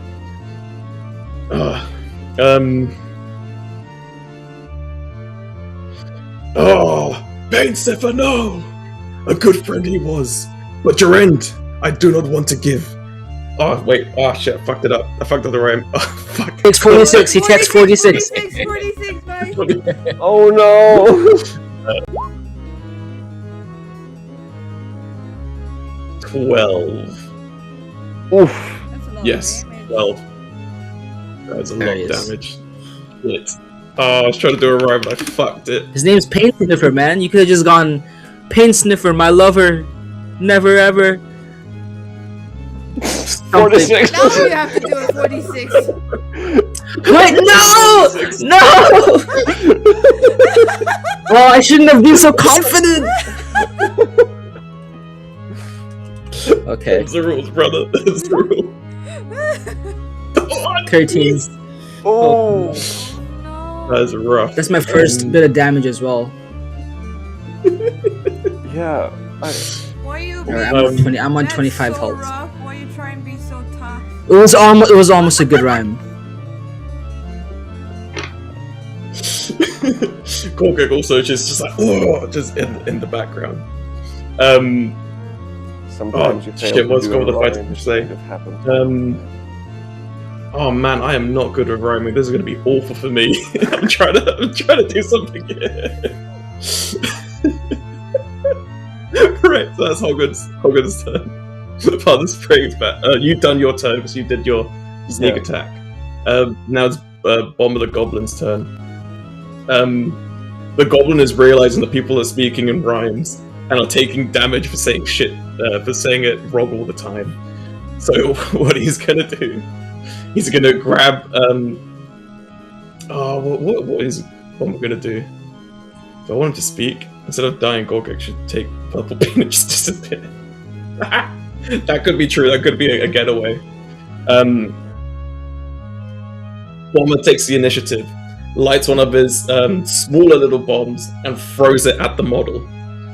As it hits the model, there is a spark. The ritual gets finished, and you sort of see that the model begins to sort of like warp and taint into. You feel the ooze of chaos magic oozing out of it. The sort of like ephemera of what the model used to look like becomes less and less obvious, and just reduces to like one runestone. And it reveals that this was not a model at all. It was something used by the Chaos Gods themselves to create illusions and whatnot. Bomber then continues pointing and sort of looking at people, daring not to speak in case they also get absolutely demolished for messing up a rhyme. And sort of looks into you guys with like the fear in his eyes as this model begins to sort of like disintegrate back into this sort of like almost like homunculi kind of like thing where you can sense that things have been sacrificed to make it what it is. What would you guys like to do? Whose turn is it? It would be back to Zeke's turn. So you guys, again, you can all say to end combat. Remember that this is an option you guys can do. So you guys can choose to end combat if you do wish to continue speaking in rhymes. But I could also reduce the rhymes just so we can actually talk it out normally because it is getting quite late. Just to wrap it up normally to some degree. I think Zeke will not attack because of the situation already, so he's gonna instead investigate the model. Okay. Yeah, go for it. Roll me a little investigation. 22. Nice. So, you drop your weapon, and I'm assuming you're sort of like putting your hands up that you're not going to fight because everyone else is like gearing up to continue fighting. But he's just gonna like use his like dagger to kind of just poke around the thing without touching it actually. Okay, so as you poke around, you touch it, and you just keep like as you go to sort of touch the model, you feel like this sort of dark energy shoot out of it and disarms you of your dagger. This is definitely like a powerful sort of spell, but you can hear the screams of people coming from within. Like you feel like this eerie wretchedness coming in from like this little homunculi kind of looking like clump of clay that's remaining with like rune symbols all over it. Can I lift you guys, my legs up, as in like I'm not gonna. Yeah, we can. Yeah, you guys can go and do that. I'll put it back onto this music here, just to put on the peaceful tone. There we go. Right, that's way too peaceful. Where's the? There we go. End credit music. Right. So, what would you guys like to do now? You guys feel like the wild magic is receding a little bit as it's being lifted by the sort of like the impact of this ritual being done. You guys can all speak normally just so we can finish this off a little bit because I realize it's getting late for everyone. Gortek tries to do like a shit rhyme. He goes like, oranges, boranges. Looks about, doesn't get damaged. He's like, oh, thank fuck for that. And he goes, look guys, this is what I was trying to tell you. He goes, Tabakip Luigi goes around the whole year gathering souls for his fucking little models. He makes pacts with the dark gods and he clumps them all into one thing to create a perfect model. But it's not really a model. It's just people's lives sacrificed and molded into something that is not his and is not real. It's all fake. It's not human-made. Or creature-made in this case, because as you guys begin to sort of stop with the bloodlust, you see that there is a few models on the altar itself that seem to be ones that Gorkek has been painting. And they actually look real. They feel like actual beautiful pieces of art that Gorkek has been painting. In comparison to the model you were seeing earlier, where it's just giving off like weird energies, all these look authentically Gorkek made and originals. They are using AI. What would you guys like to do next? I apologize.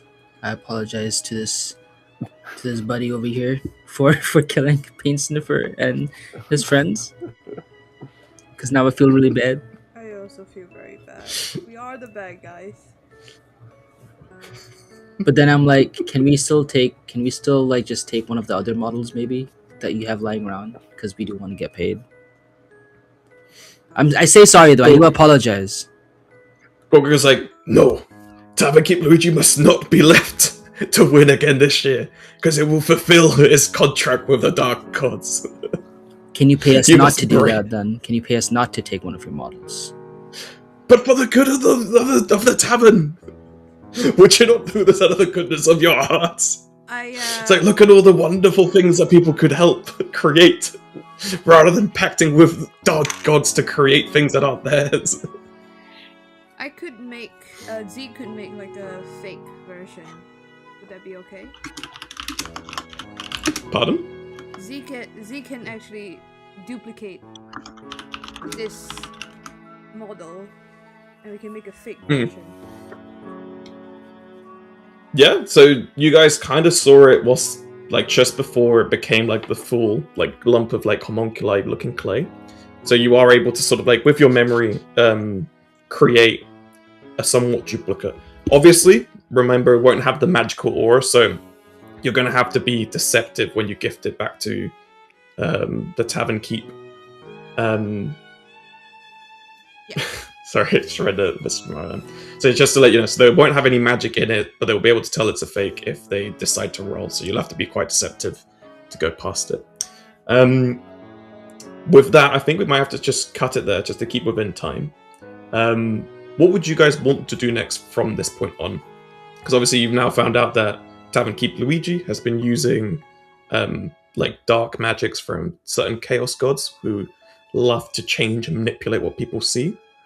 To basically cheat at this like Hammer of Wars painting competition.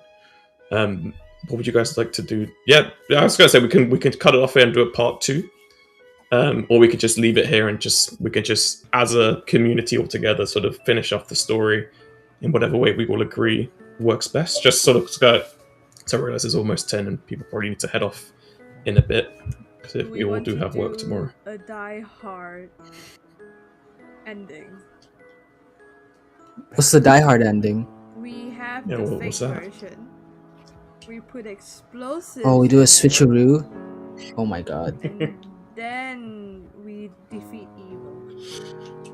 And we also Yeah, get Tavern Keeper's Yeah. got some questions that need very answering. questionable person. So maybe Can we stuff quickly run back to the explosives. tavern? Yeah. Yeah, just leave a little care package. I mean, yeah, we can. I like that idea. We can make a fake using the explosive material. Vadon then could you maybe can- chuck it. Vadon's got he's warmed up now, so probably just chuck the Yeah. package. Vadon chips in and just looks at everyone and says, so, just so I understand, we're all on the same page here. Tavern Luigi is a bad guy. So, in response, we're going to blow up a tavern full of innocent people to be the good guys. We're gonna get everyone out first. Yeah, Right, yeah. no, I get how that sounds weird. That sounds bad. It does sound bad. What if? If so, I'm in. No. What if we just don't go back to the tavern? And we... like, if his pact is broken, if he loses, then I guess there's a demon after him. So that's kind of sorted. We don't need to, like, do anything to him. You're not wrong. I de-wild shape to actually participate. You see me become an old frog again.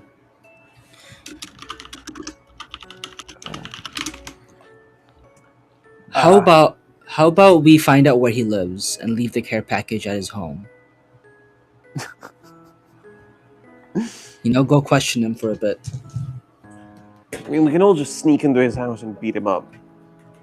Yeah, let's do that. Let's do that instead. Sounds good. I'm game. We're gonna go investigate and question him for Yeah. good cop, Right. bad cop style. I was gonna say, should we leave that for a second one? Because I don't Yeah, know how yeah. long that will. To be We can leave continued. that for a We part. continue. Leave that for it to be continued. That was very much split. I think they want. I put a poll up to see what people thought versus like going up to beat him or to go and explode the thing and just do the package.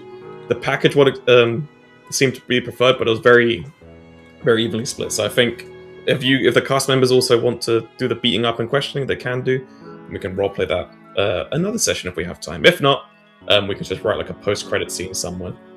Yeah, I'm happy to call it there if everyone else is happy, just so we can all get back Yeah. and prep for Yeah. tomorrow. This That was fun. amazing. Thank you. Thank you. Congratulations, That was everyone! really cool. Bro's D&D stream.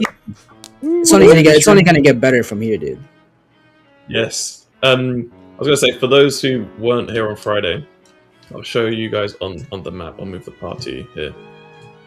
We did have a section if you guys went down that route. Alric and Drunken Wheelie Guy were detectives. So for the next one, I was going to say for the next one, you guys will meet these characters because they are undercover detectives who were basically the Inquisition looking for Tavern Keep. I just Luigi. realized So, we didn't really Nobody interact with any of the expects tavern the people. Spanish Inquisition.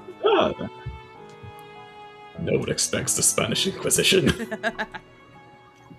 More interactions. But next yeah, time. no, that was that was kind of the vibe that we established on Friday. So I was gonna like, if you guys suspected anything, or depending on how you guys went about it, if you guys figured it out beforehand that Tavern Keep Luigi was definitely a shady guy. There was like some stuff in the tavern you guys could have looked at, investigated a bit more in the back rooms or whatnot. If you guys wanted to interact with people, I gave the option as well that you could have found out some stuff. So yeah, it could have gone a myriad of different ways. Oh no. I'm just glad I was a dick to Luigi. Like, This is just true. intimidating him. I feel good. Yeah. You did intimidate. Right, so final thing I got to do, I'm going to go over to art software. So you guys can come view this on my actual stream, because this is a little more like credit and thanks to basically everyone who helped out. So first credit is over to my friend Jay, who, like, she's basically the one that has been helping me, like, make the inception of the story. Has given me a lot of tips, send me the one shot to look at in the first place, sort of basically helped me out with a lot of feedback and little bits, and just helped out throughout the process. And plus, I've done a couple of her campaigns, so I learned a lot from her in the first place. So please, big round of applause to Jay for helping out with all of this. Big inspiration for doing this campaign in the first place. Up to your yeah. stream, I can't see. Big- Yeah, Oh, yeah. wait, I'm can you trying to go Nice. to your stream. Hello, everybody. Yeah, let me know if it's nice, alright. Also, thanks Yeah, for yeah, everybody big- for sticking around. Yeah. It's Yeah, I don't know how many people have on still, by 33. the way. According Nice, to thank you, the yeah. stream, we got 33, 34. Thank you for coming. Nice, Thank you for let's staying see. by. I really appreciate. We really appreciate it. That's amazing. Yeah. Right. Well, continuing with the credits before everyone else departs. As I mentioned earlier, this is a module that was adapted from Matt Colville's The Lion Tomb. It's a one-shot and a series that Matt Colville made. As I read a lot of it. Well, I read a lot of it. I watched a couple of the videos. Basically, like, fuck it. I'm gonna just take the concept of what the tomb is, and just kind of run with it in my own way. Jay helped with the story writing to make sure that it was like loose enough that people could like interact with it, but it wasn't too strict on it, and basically just helped me write the bare bones story, which is what you guys saw today. So I'm glad we managed to keep to that, but most of what I took was just the concept and the layout. So there's a couple of other stuff you guys could have explored further if you wanted to, but yeah, again, like I mentioned to the guys, yeah, for next time we could definitely do some more. Right, so character credits. So these is the name of everyone who submitted characters and music. We'll go. So I'll go in order. Lyra the Barmaid by Darth Fox, Alric by Abby, Lynx the Lawkeeper by Shenandoah, Lizardfolk NPC by Steve, who I forgot to update to Shardash, which we named on stream. Bardian Basher by Edit, Juan Ponce de Leon, not from Edit. This was sorry, that didn't update. Where's my Where's the game jam? Who did Juan? Juan. There you are. Ah, Eivor did Juan. Sorry, it didn't update. Eivor did Juan de la Ponce. Next up, we have Gobbo Fighter by Sushi Shad, Little Egg Fella by Deathstroke07, Turkey by Magicia Studios, Bomber the Goblin Bomber by Insane Panda, The Drunken Wheelie Guy by Dan the Man, Coin by Derps, and Soraku by Arrow Nerd or Johan. Music credits: Sneaky Sneaky by Moonlight Creative, Gilded Exsanguination by La Criatura Violeta, Tranquil Town 1 and 2 by Water Audios, Sneaking Around by Raphael Rhapsody, Nectar by Cactus Does Music. I remember how to pronounce your name properly this time, which I'm glad. Battle for Furlan by Ton Hao, Kingdom Edge Other by Avril, who submitted both music and a token. And then Derps did the dungeon crawl loop that we heard earlier. It's really well done. I, as the musician, very happy about it. It's very good music. Well done, everybody. Yeah, big congrats to everyone who took part. Lots of really nice music. I think the music worked quite well. Joel, I don't know if you have any feedback we can give later to the musicians. I think they're pretty good because it does loop back really well. That there's no notice of like a change. Again, we were using Roll20, so it's not the greatest at like transitioning in music, so we're not gonna count that really. I think it all worked really, really well. So thank you all for submitting. That was fantastic, and does set the mood really well. Well done. Nice. Well, yeah, I'm glad to hear that the musicians also approve of the music that was played. So yeah, big congrats to everyone who sent music. Thank you very much. For the little egg fella, RLM, I know you mentioned, yes, I used to have an egg fella called Greg, but this is a Cold Ones reference. We named the character Neg. He hails from Cartonville and has the life goal of making an extraordinary day. Strangely enough, no one has ever seen him eat or sleep, and he just stands in one spot all day. Dude. Yeah, no, all the characters have lore. Oh my god. So in case you guys wanted to interact. Okay, that's cool. We'll be definitely doing that next time. Yeah. Yeah. Before we end, Luigi, do you want to show Alex's art? Because it's pretty epic. Yeah. I think the chat would like to see that. That is not.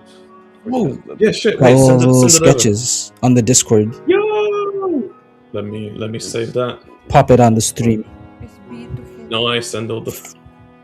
So it's in the VOD as well. Oh yeah, these look sick.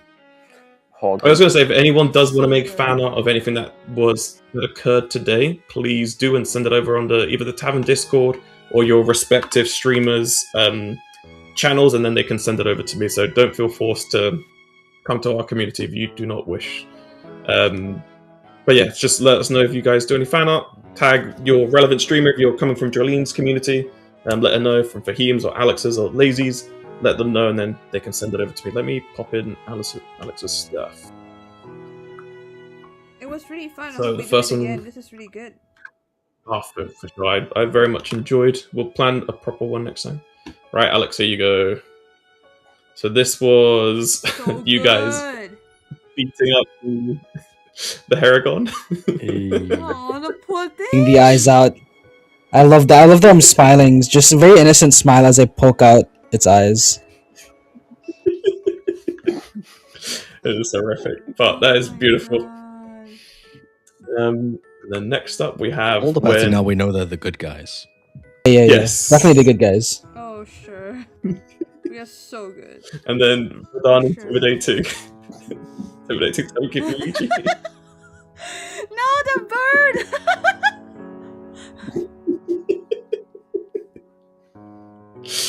Oh yes, this is amazing. I enjoy. This is so good. I Yes! love it. This is so good. Everyone go to Luigi's chat. It's fantastic. Well, yeah, if you can't see, sorry from there, and just see the final couple images Alex has made.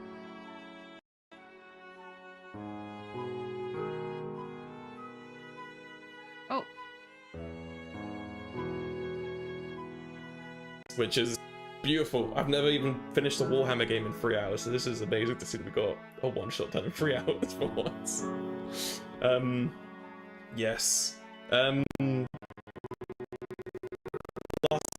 of all of them in the thingy probably tomorrow, because I am going to have to go to bed, because I am mental.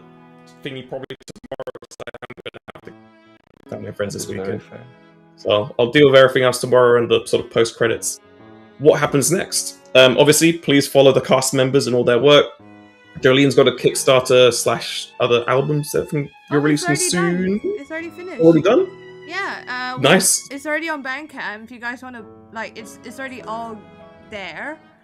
Those who backed it will have their codes. They already have their codes. Those who didn't back it is fine. It's gonna be on Spotify, Apple Music, and all the streaming platforms the next month. But if you really want to listen to it now, you can go to Bandcamp and buy it. Very, very nice. And also, we love a successful Kickstarter.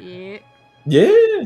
I'm glad it's all gone well. I was gonna say, Julian, what do you do for streams? I know you do a lot of music, but Dan the Man was asking, what other stuff do you stream? Oh yes, I stream myself composing live. So some of the soundtracks, some of the soundtracks in the album are composed live last year, and I'm also still composing live for the upcoming album, which is sponsored by it was given as a bursary by the PRS Foundation and Amazon MGM Studios. So that's coming up at the end of the year. Fantasy soundtracks with live singers and violinists, so it's gonna be fun. That's incredible. Very Can well you done. post a link to it? Yeah, if you post a link, I can add it into the follow-up post or the recap. I'll give you the Bandcamp link if you want it. Yeah, I'll share it on the server tomorrow when I'm more awake. Who else is streaming at the moment that they want to give a shout out? I don't know who else has got work at the moment. I'm gonna start getting back into streaming when I fix my internet. No, we need to. But I'm basically a variety art streamer. Yeah. I want to do some doodling, probably some animating. I'll come over to Alex's studio and we'll do some joint streams. Yeah. So there's a lot of stuff planned for sure. Alex and me are gonna get on it. Oh, thank you for following. Noise. Yeah. I'm your second favorite composer. I'm honored. For reference, the first favorite is one of our community guys called Ricky, who's always been like the sound guy that we go to on the server because he's just like the most available.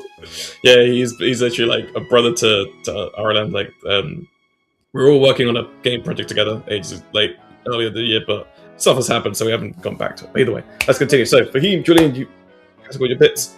Alex, are you going to be streaming again / doing more work? I know you're doing a lot of stuff at the moment, but I don't know what you can or cannot say with your projects. Forget. Yeah, I mean, I do want to stream more. I'm doing television submission, so it's a community animation thing that people from all over the world are making little animated shorts for, and they're screening all over the world. We're doing the London one, and that's submission deadlines is I think 20th of March. The actual screening is going to be around 20th of April, something like that. But we haven't. That'll be a fun one for like any of the creative people that want to submit art and animations. Yeah, definitely recommend it too. If you look up television on anything, they are a pretty established bunch. Where I'm just hosting the London screenings. But yeah, I'll probably be streaming about that if I do any streams at any point soon. But otherwise, I mainly just post things on Instagram when I've made some projects. I guess I can send a link to that. Yes, and send over. I can put it on. Cool. Pick up stuff tomorrow. And Lazy, what about yourself? Are you doing anything at the moment? I know you're working on a new game with Radio Overlords. I wasn't sure how much of that you're able to say at the moment.